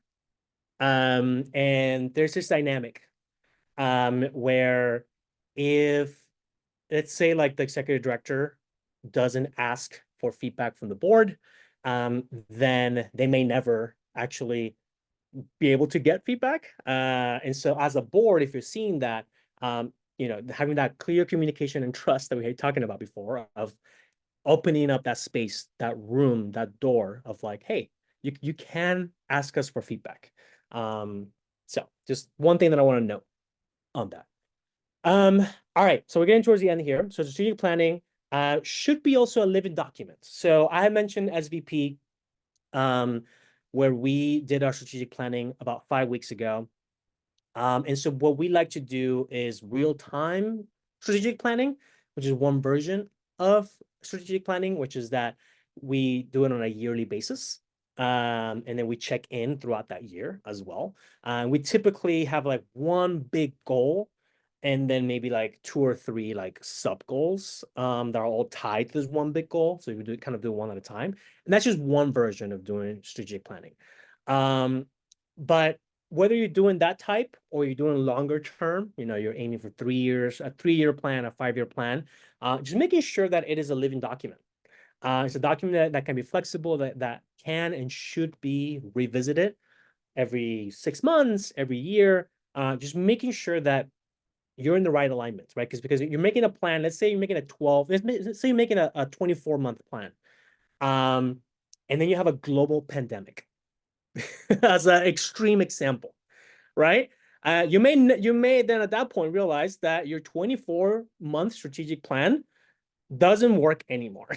The conditions have significantly changed, and that's an extreme example, right? But there's also micro changes in the market, in the community, that may be affecting your execution and your opportunity to achieve that strategic plan. And I had mentioned, if you're working with refugee or immigrant communities, policy changes may affect your community, therefore, the community that you're serving, therefore may affect your strategic plan. So it should always be a living document that you are, as a board and as a leadership of the organization, that you are continuously revisiting. All right, so that is the last piece, and we are on time. our panel that joined us early, and we asked them to. But so before we get to our panel, we're super excited for the conversation. I also want to give you all some space as always. We just covered strategic planning, and it's the last piece of today's workshop. And before we get to the panel, and so yeah, I want to know if there's any questions, or any comments or any thoughts on what we've covered so far. It's okay if not, as always. All right. Perfect. Okay, Thomas. All right, Thomas, you did put a thumbs up, or you raise your hand? I raised my hand and then I finally unmuted myself. Thomas, go ahead, tell us. Thank you for this very comprehensive presentation. Oh. I'd just like to add that one of the important aspects of goals is that when those goals are achieved, they offer opportunities for celebration. Yes. And those opportunities for celebration, particularly during a process rather than at the end of the process, are very important, in fact, critical for keeping people on board and focused. That's my 2 cents on that. Thomas, those 2 cents are $200. Fully agree on that, and something that as VP that we have been very cognizant of. And I'll be transparent on kind of strategic planning, where one of our goals from the last year of strategic planning, the last 2 years really, was to diversify our revenue, so that we can have like more financial sustainability in that way, and we achieved that. This CEO and our team, the staff, were able to achieve that. And we make sure that this year, in the first quarter, that we celebrated that. And so, Thomas, I can't thank you enough for sharing that piece as well. It's like there's a ton of work that goes into this, and a ton of love and passion and care. And so whenever opportunity arises to express gratitude and to celebrate, I'm fully on board. Peter. Yeah, I just wanted to add, I think you covered this at the beginning, but the whole issue when you're considering boards to be on is that it behooves everyone to do a little bit of homework first. Maybe visit the board, the organization board, before you decide, just to see how it works, and get familiar with it. But to do some homework, if you're going to consider a board, look them up, see what they're up to, see if they have history, see what their reputations are. Be very mindful in selecting boards, so that you when you join, that you're comfortable already, and that the fit works for you, so that you're not under some illusion that this is something else is going on, and you get there and you decide you can't deal with it. So a little bit of mindfulness in terms of looking at the boards that you're considering, visiting, talking to people about them, finding out in advance how people feel about those, your close friends and associates. But a little bit of homework goes a long way in determining how you're going to fit into a board, and whether or not that board's going to be a good fit for you. So yeah, absolutely. Peter, thank you for sharing that input. Those 2 cents turn into 200. Yeah, I fully agree. I think it's also a level of only doing your homework, obviously doing that part, but the alignment with what you're passionate about, right? And what you care about. And also having like a clear understanding of how can I contribute, even if it's just with my experience, so my lived experience, right? How can I contribute to this organization, to this board? Incredibly helpful. Yeah, thank you, Peter, and thank you, Brianna, as well, for seconding that. Great. All right, y'all. So I'll stop sharing my screen. We'll take here we go. There's my beautiful people. All right, y'all, welcome. And so let's take a very, very short break, like literally a 2.5-minute break. so that we can recoup and think also about what pending questions you may have for our panel, for our guests. We'll have I want this to be a conversation and want to have you be a part of it. So let's just take a 2-minute break. Let's come back at 45 and we'll kick off our panel right away. So see you then.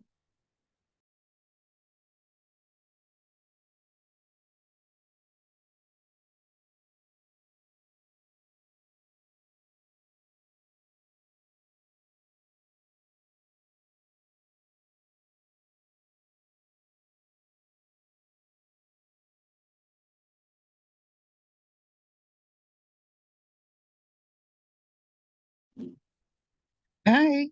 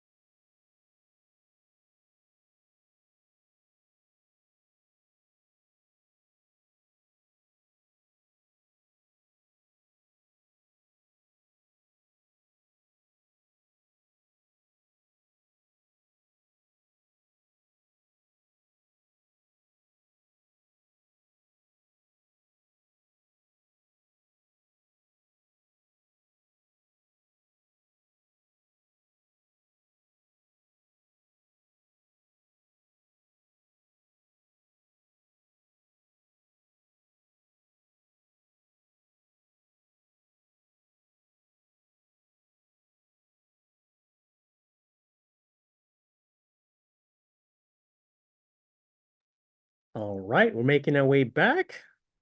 Hopefully everybody refilled their tea, their coffee, took a stretch.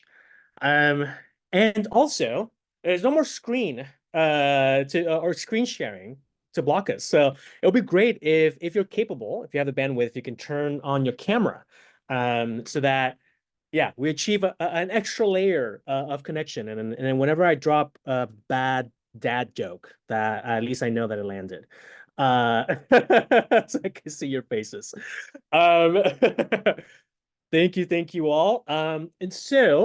And now we're moving on to the final piece, which is a 45-minute conversation with our two amazing panelists, which they got lost in the sea of faces. Alfredo. Okay, so what I'm gonna do is I'm going to pin us onto the screen, so that way we don't get too lost. So, Alfredo, you're first, but you're not the only one. Don't worry. And then I guess I'll pin myself. And then where is Claudia? Where are you? This is what happens when you have such awesome people. There you are. I saw you waving. Thank you, Claudia. Thank you. That really helped. All right. So we've got this panel. And we'll have opportunity for our guests to introduce themselves always. And so I just want to set the kind of tone or kind of what we've covered so far. So Alfredo and Claudia, you know this already, but I just want to reiterate that this is a board training one-on-one, for lack of a better term, for folks that are interested in joining a nonprofit board or are part of a nonprofit board and looking to get some new ideas, some refreshers happening here. Our friends, our wonderful participants, you are highly encouraged to be part of this conversation. So the way that we're going to structure it is that I'm going to have a couple of questions to kick off the conversation, but I would like to prioritize your questions. This is a conversation where we want you to be involved and be a part of it. All right, I think we are ready to kick off. And before we kick off, it'd be great to have some introductions as well. And so I'll kick us off with Claudia. So Claudia, tell us a bit in about 30 seconds or so. Tell us a bit about yourself and what is your board member experience so far. Okay. Hello, everyone. My name is Claudia Morán, and I'm the Executive Director at Museo de las Américas. I've been in this organization for 18 years, but just for the last 6 years, I've been the Executive Director. And I'm part of like 3 different boards currently, one of a nonprofit and one for the state and one national community museum. So my best experience, or what do you say, Jorge? Oh, yeah. So what's been your board experience so far? Yeah, so you sit on, is it 3 boards currently? 3 boards currently, and it's different, but it's the 3 of them are rewarding in different levels. So I feel that I have in one board what I don't have in the other, and then like vice versa. But I will leave it right there, and then keeping us in suspense, Claudia. And now left to Alfredo. If you can share a bit about what you currently do, and then what is your experience so far on boards? Of course, buenas tardes. My name is Alfredo Reyes. Orgullosamente el hijo de padres mexicanos. Born and raised on the west side out here in Denver. I'm currently the executive director of the Latino Cultural Arts Center, a project now that I've been involved with for about 5 years. The first year of which was in 2016, and it was part of my master's thesis. So something really excited and proud to share that the LCAC began as a community engaged research project. And my experiences on boards began when I was a board member of Platform, an art-based youth development program out here in Denver. I've also served on 2 city boards with the Commission of Cultural Affairs for Denver Arts and Venues. And I also currently serve on the Citizen Oversight Board, also within the city, that oversees the Office of the Independent Monitor, essentially discipline with anybody with a gun and a badge across the city. So I've tried to vary my board experience both in nonprofits and with government, in the arts, and in public safety. That's great. Alfredo, thank you so much for sharing where you're joining us from and what your experience so far with boards. Excited to get this conversation started. So I do have an opener question, but I just want to remind our participants, our friends that are joining us, that you're part of the conversation too. And so drop your questions in the chat, and then we'll loop them into Ria already got to it, but I'm gonna ask my question first. And then Ria, we get to your to the question. And so really my opening question is about, and we'd love for both of you to answer this one, is how did you get your, and Alfredo, you mentioned this a little bit, but how did you get your first opportunity to serve on a board? And what was, if you can pick one, what was the biggest lesson of that first board membership that you were a part of? And Claudia, I can tag you first, if that's okay. Yes. My first board was in a private school, so I was just kind of like being on the parent position, just to kind of make sure and participate at the school with the children. And that was very well organized. I will say parents are always very dedicated to support the school of their children. So that's kind of like a check there, because everyone is willing to participate there.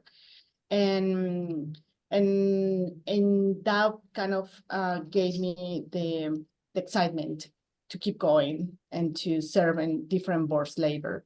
So I will say that that was a good experience. It was a very well organized by committees, quorum always, and roles and responsibilities were like one of the priorities for those committees.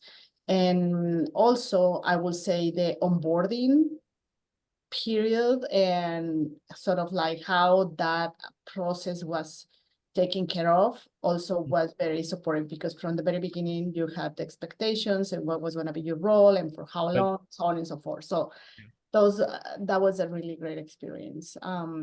Then I had to learn all the differences. And if you can remember from that time, Claudia, if you had to pick one, what was like the biggest lesson, the most important lesson that you learned in that learning process of the first board? Onboarding was the most important phase, or like as the new board member in that specific group. I think that what make us feel welcome, but also very organized and what we needed to do, how long. Yeah, no, it makes sense. Like it's the foundation of getting started in the right foot. Alfredo, what's your experience? What was your first board experience, and what was the biggest takeaway or lesson that you have from it? Yeah. So it really is like a full circle kind of moment. Oh yeah. And I want to start off with giving Claudia and Museo de las Americas a special shout out. I've never told you this, Claudia, but one of my first school trips in elementary school was an overnight trip to Museo de las Americas. Wow. Where we got to stay in the galleries, and we had volunteers that brought burritos and we made masks.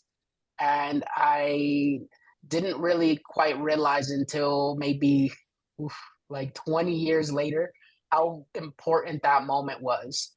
Because when I was a senior in college, I had an internship through the Denver Foundation, through the nonprofit internship program, and I was placed at Platform.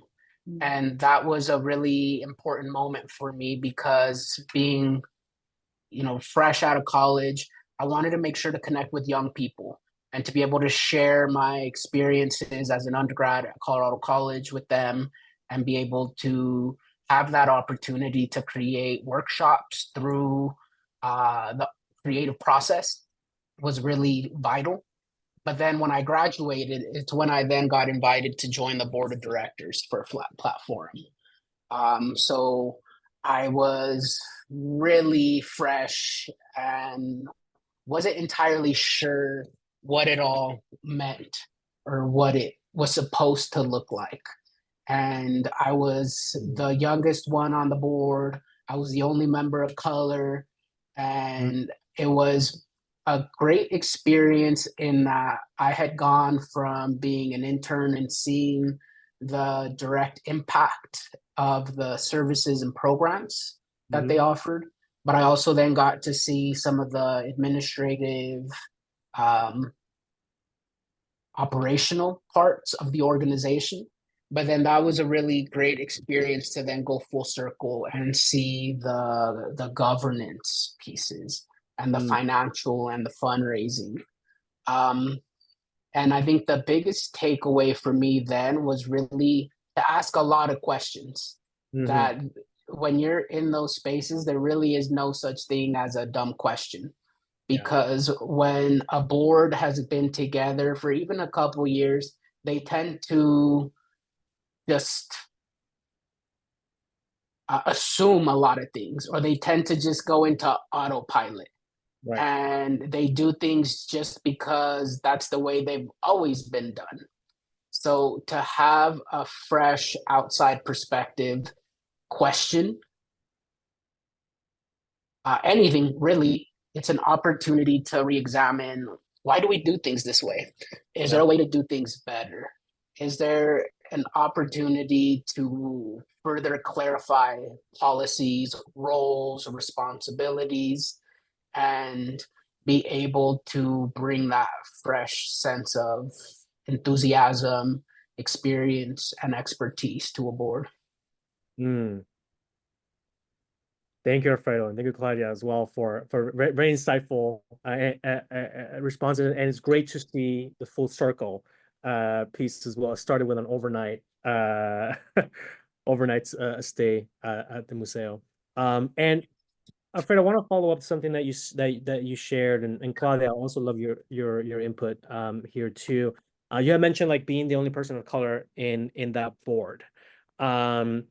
And I know, Claudia, when you and I touched base a couple of weeks ago, you had mentioned like being the only Latina on the board or being the only person of color on the board. And so I'd love to kind of continue that thread, and just kind of hearing your overall experience as in that. What was the dynamic like? Were there any challenges that you had? And I also want to add a context here where before you joined as a group, we were talking about cultural competencies of a board, and what does it mean to have a board that's representative of the community that it's serving. So just a little bit of context of what we've been talking about. So yeah, just back to you, Alfredo, and then Claudia, I'd love to hear from you too. But yeah, what was the main learnings there, or kind of what was your experience being the only person of color on that board? I think the thing that I struggled with, to be honest, was some imposter syndrome, to be frank, because I was on a board with people that were part of these extremely successful development companies that redeveloped Union Station, that had been doing whatever they had been doing for decades. And I was fresh out of college. So that's something that I really struggled with, in just not knowing what I didn't know. And in terms of how that then affected like my sense of self or identity, I think it helped me really be able to recognize that my sense of belonging depends on me. You know, I belong wherever it is that I am by the fact that I belong there. By the fact that I'm there. And, you know, of course, don't get me wrong, when there's disrespect and microaggressions, like that's real and that needs to be called out. And when that happens, that's one thing. But it also helped me, I guess, give white folk the benefit of the doubt. That it helped me not have this chip on my shoulder that just because I'm Mexicano or they're white or they're this or that we can't see eye to eye. So it helped me really just try to get to know people for who they are. You know, I guess starting with that, you know, starting with our shared humanity. Who are they as people? Who are they before the titles? Who are they before any of the professionalism? And that then helped me really be able to build meaningful relationships that I continue to look back to. And whenever I need something and I know that those people are connected to whatever network I need to access, those relationships are still there. Yeah. Thank you, Alfredo. Thank you for sharing. And what you shared at the beginning also about imposter syndrome, I feel like everybody in here can relate to that. I know that was my experience in my first board as well. So Claudia, love to get your thoughts and your experiences. For sure, I can share that too. That's kind of like, it's been in at least in a couple of boards where I knew I was gonna be invited, or because the conversations started before, right? Like, hey, we have this board, that would you like to join, and so on and so forth. And one of the very first questions before getting into that was,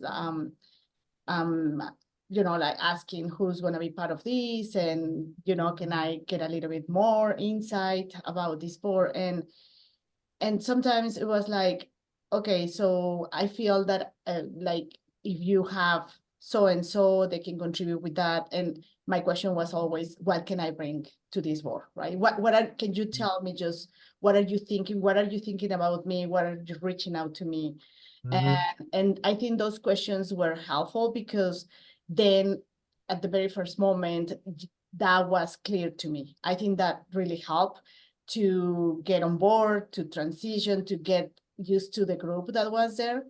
And also once in the conversations, I always said, you know, like, and my challenges is like, for example, no, like timing. So I really need all these other things. If you can help me, so I can help you better. And saying to like, well, if here is your plan, and believe me, like I can get very, very, I mean, disconnected easily just because the quantity of work and activities that I have outside of this. But so I think that was kind of setting up the expectations for me. And I knew if it was going to be the only Latina woman, a person of color, I knew what was the reason why they were asking me, sort of. And I think that I didn't feel it so you know, like this is imposter syndrome that I constantly get, no? Because I usually introduce myself like I'm a migrant. I wasn't born here, you know, English is my second language and all these conversations. So I try to be very clear about those myself and where I'm coming from. But I will say the representation at the end was important because I still feel that I can contribute with something that they, you know, like the voice they definitely need. And it is challenging to kind of not to feel tokenized, right? Like, okay, well, if she says this, then we'll kind of think about it or question or no, but on the other side could be like, okay, she can bring all these things that we don't know and we cannot say anything to her. You know, like it's interesting the dynamics, but at the end, and the organizations and the boards that I decided to participate is because I have some interest. So I like to focus the representations on the interest that I feel that I can contribute to those boards or organizations at the end of the day, you know, because it's the people that is around the organizations that the ones that we want to support.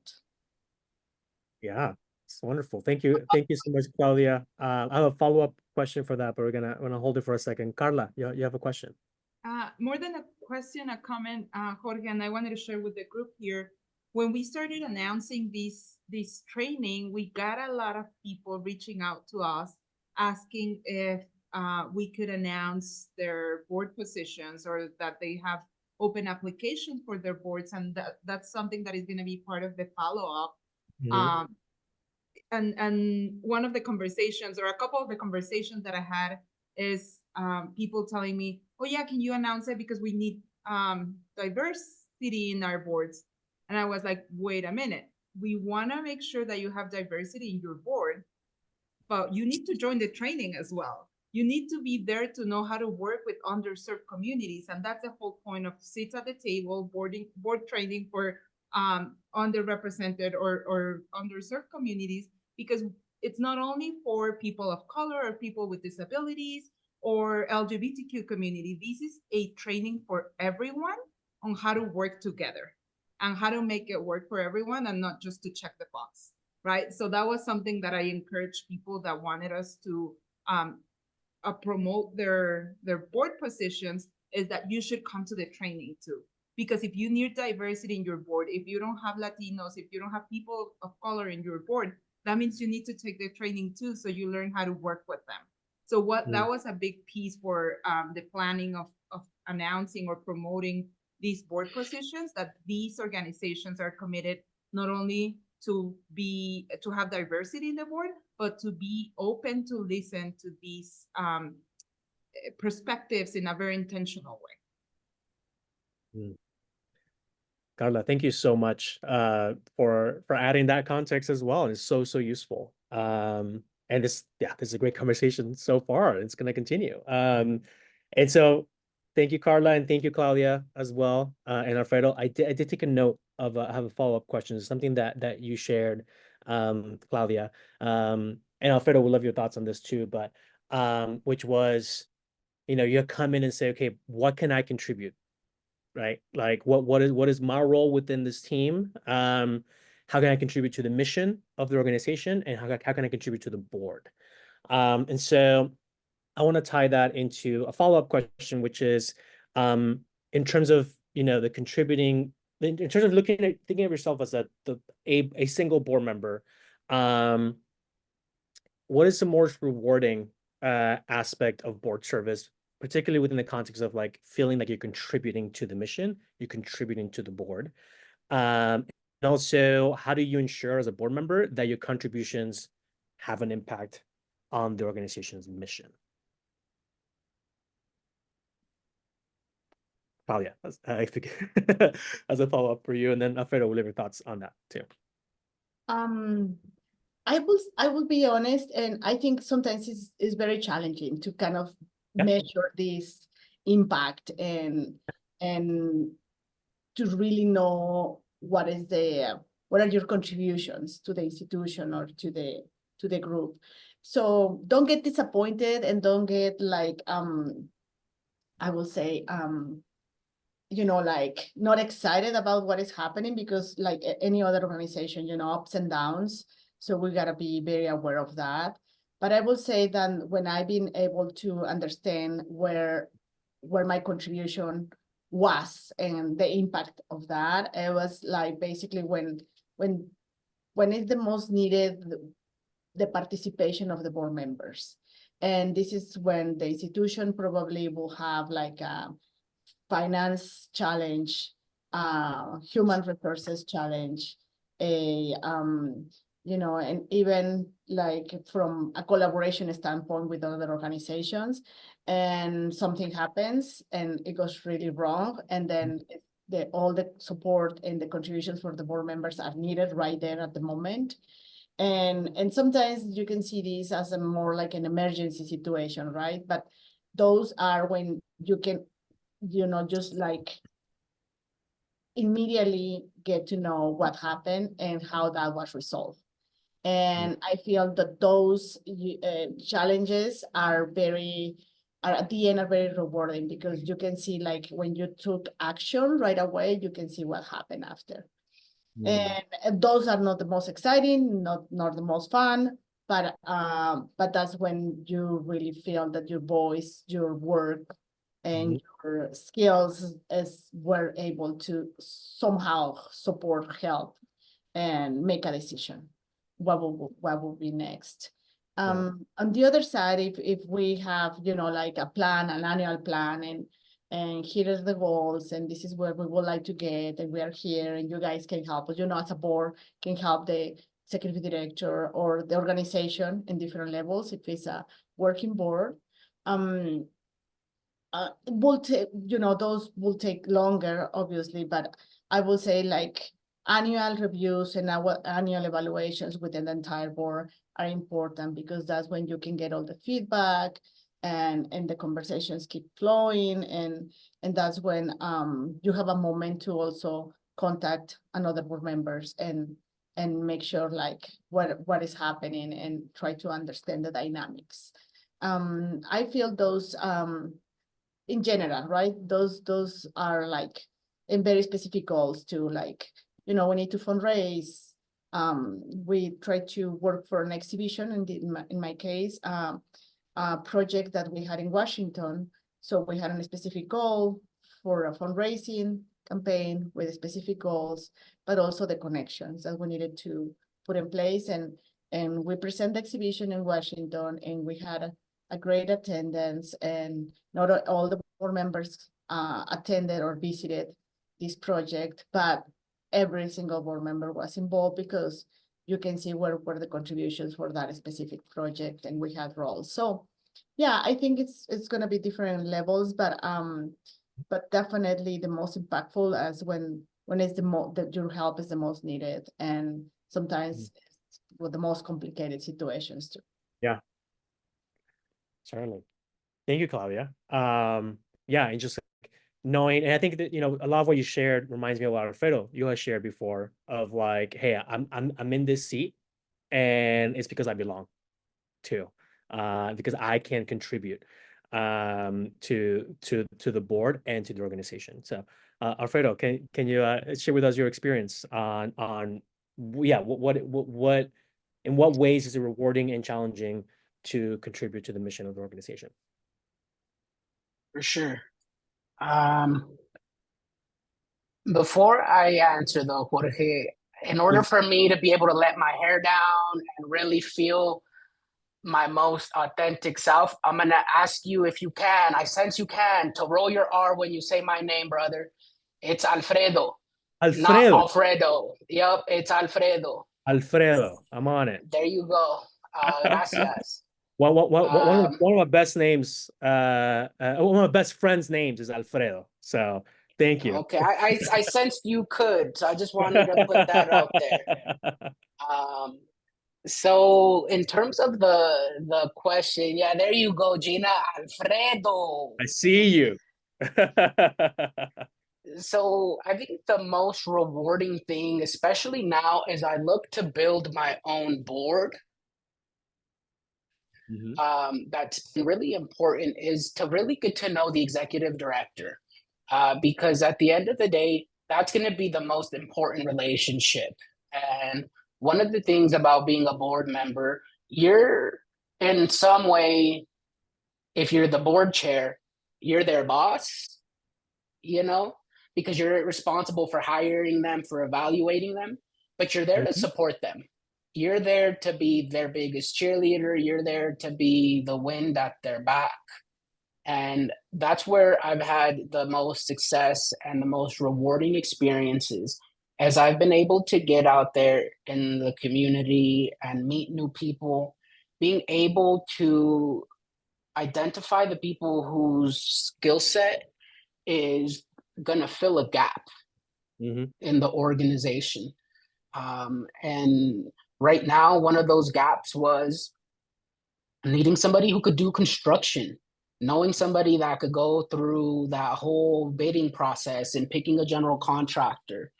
So being able to identify those people by sharing what are the needs, what are the gaps, what is the expertise that I need, and finding those people in a way that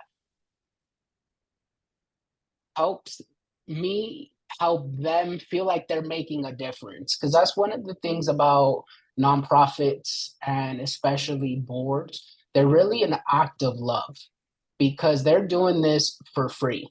And they're doing this on top of a lot of other commitments and responsibilities. So as much as this is a professional experience, is really grounded in the interpersonal. Make sure that whoever it is that you're getting behind as a board member, that you like each other, that you're going to show up for each other when you need it the most, that you want to be around them, because when the going gets tough, you want to know that you are there for each other, first of all, because you believe in the mission and the vision of the organization, but you believe in each other. Thank you, Alfredo. Peter. Yeah, just, you know, I think Alfredo's words were just right on. Yeah. And I appreciate Claudia's comments as well. I think a lot of it still goes back to that notion that to be mindful when you decide that you want to be on a board, to like I said, I think it's really important. Go to a board meeting, go to those organizations' events, meet the folks in advance, know that that's what you want to do, so that you get a good sense for it, and just be mindful of that, because you know what happens sometimes is someone will come up to you and just say, you know, I'm on this board. We want you to be on this board. And it's if you haven't been on a board, it's very flattering to be invited to be on a board. And sometimes I've been there. Oh yeah, I'll join. It's not the best way to do it. Just to be mindful, so that the boards that you're on, you've explored them. Their programming and mission aligns with your values, and then it becomes then, you know, as Alfredo said, that that you're going to be part of a group of people that you can trust and be good around. So again, just be mindful and do a little bit of homework on those, and it'll save everybody a little time, and you'll have a much better experience. Thank you, Peter. Alfredo, dinos. Yeah, and I want to compliment something that you said, Peter, that when you're looking at an organization and they're trying to sell you on their board, they're going to sell you the sky. You know, they're going to share the best of their organization. Yeah. So also make sure to look under the hood. Make sure to ask, what are you not telling me that I won't find until I'm on the board? You know, what are the power dynamics within the board? Make sure to ask those really uncomfortable questions up front, because you don't want to get surprised that they sold you the moon and gave you, you know, a rundown broken car. And being able to ask those questions up front in a way where whoever's inviting you to the board, their reaction to those really hard questions is going to tell you everything. Are they super transparent in telling you these are the challenges that we have? These are the like really uncomfortable situations that you might encounter. Do they tell you that in a way that's open and transparent, or do they get really defensive and reactive and avoid it? Because that's going to really tell you what's happening behind the curtain. There's a good follow-up in the chat from Brianna. Brianna, can you unmute and share the question with us? I don't want to read it for you. How do you look under the hood without coming across as skeptical?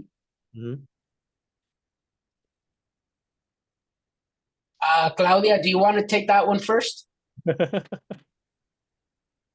It's fine to be skeptical. I mean, you are liable.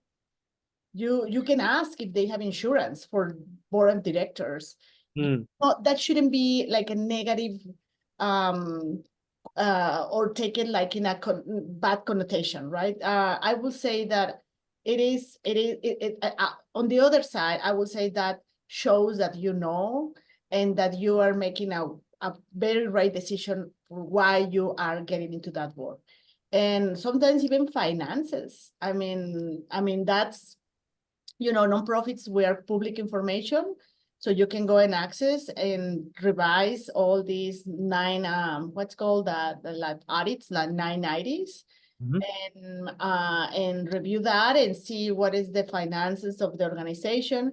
But also you can ask what are those dynamics in terms of, you know, like finances, because if they have insurance for board and directors and so on and so forth. Sometimes there are very small organizations that they don't have audits because you have to hit, you know, reach certain amount. But then, and then also probably they don't have a lot of information publicly. But just ask the question, so you can say, you know, like, I'm gonna be helpful or no, and it's more about that than questioning or, you know, being I would say that you know, like not trying to support them or anything like that. I would say that it's more like making a wise decision, because if I want to be honest and support you, this is what I need to know. Okay. I like how you frame that. Thank you. Yeah. Thank you, Brianna. And Alfredo. Yeah, I think Claudia answered that masterfully. You should be skeptical, you know, because if you're on the board, you will be liable for that organization. And, you know, of course, start off with the good. I would say lead with the good. What are you most excited about? What are you most proud of? And so on. And then move to, well, what are the challenges? What are the organizational weaknesses? Really get into those 990s, especially because they're going to give you a year after year review of their finances and be able to address any jumps, high jumps or lows drops in the finances, because that'll tell you a lot about the management of the organization and its fiscal strength and fundraising prowess. And whoever's trying to recruit you and bring you on the board whatever you ask them, they should have a really clear grasp on any of those questions, and should be really open and transparent about answering any question that you may have. And if they start getting defensive again or aggressive or reactive with you and asking questions, run. Sound advice. Thank you, Brianna, appreciate that. There's another question from Nicole that you had dropped in. Nicole, would you be able to unmute and share your question with us? If not, I can read. Yeah, no, just thinking about what are common challenges you both have experienced on boards and sort of how you work through that. Some common challenges, yeah.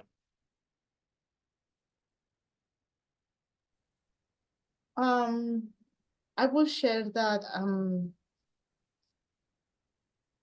sometimes I feel that usually with the smaller organizations, the fundraising is the most important, like sort of like support that we can bring to the executive director, the institution, and everyone there. And the challenges is if we don't have like a clear conversation and understanding of the positions and what are the goals that you have within the organization, it seems like, and I have seen this, like a board member that is not like the fundraising board member, but they can contribute with many other different skills, talents, etc.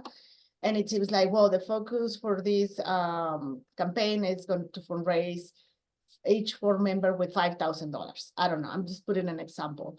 And then you are like, well, actually, I can do many other things, but I'm not good at it and I don't feel comfortable and that's not my, but then the conversation kind of gets overhead or oversight. And then it's like, well, all the board members need to fundraise this amount of money. And so the conversation keeps going and coming back. So how do you navigate that, right? Like, is you don't want to communicate that to other board members because that will look like probably instead supporting and helping, engaging, you are kind of letting them down. And then, well, she doesn't want to do it. I don't want to do it either. And I know it's not my favorite thing. So I said that I will say that from what I have seen being part of the board and outside of the board in these conversations, kind of that's one of the most crucial challenges is taking everyone on the same ball court and not making those, like levels of conversations or yeah, everyone should be included in the same conversation and we are going to talk about that. But then kind of getting aside and to speaking or talking to the executive director about here is what I can do, like in a more personal way, so you don't feel that these conversations are getting onto you and then you are not responding and then you're feeling like you are not getting there and probably outside of like that conversation. So, okay, so my point is, when any conversation like that happens, I will recommend you to go specifically to the executive director and explain the situation, and probably the chair of the board, if the chair is there, or someone that can just kind of manage those conversations so you don't feel uncomfortable. It's not a challenging situation for you. Thank you, Claudia. So the question around challenges, what I think is so impactful about what y'all are doing here now is that you're training a new cohort of board leadership. Because what you'll find is that you'll often see a lot of the same people on different boards and they kind of just rotate around. But that's also really challenging because the same usual suspects have a ton of stuff on their plate. So I think that's often also one of the big challenges is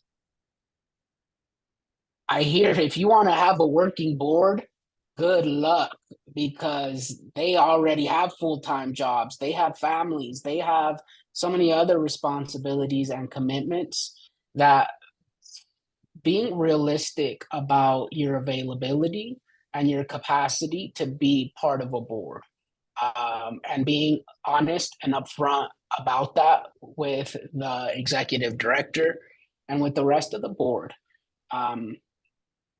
Because that's often too a challenge that, especially for smaller organizations, the need is so great and the help that's needed is so wide ranging that the worst you can do is go onto a board and then have the executive director chase after you and trying to get you to help when you have so many other commitments.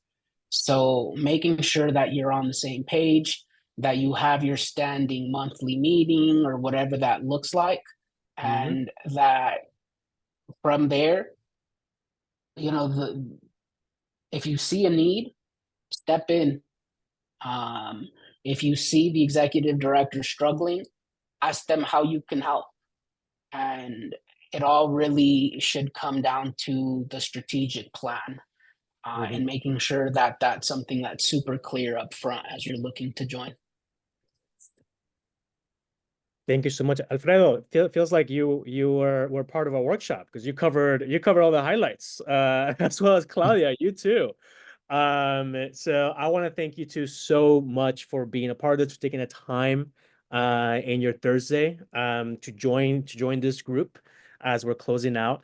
They have been hearing my voice for 4 straight hours, so it's also very nice for them to hear other perspectives.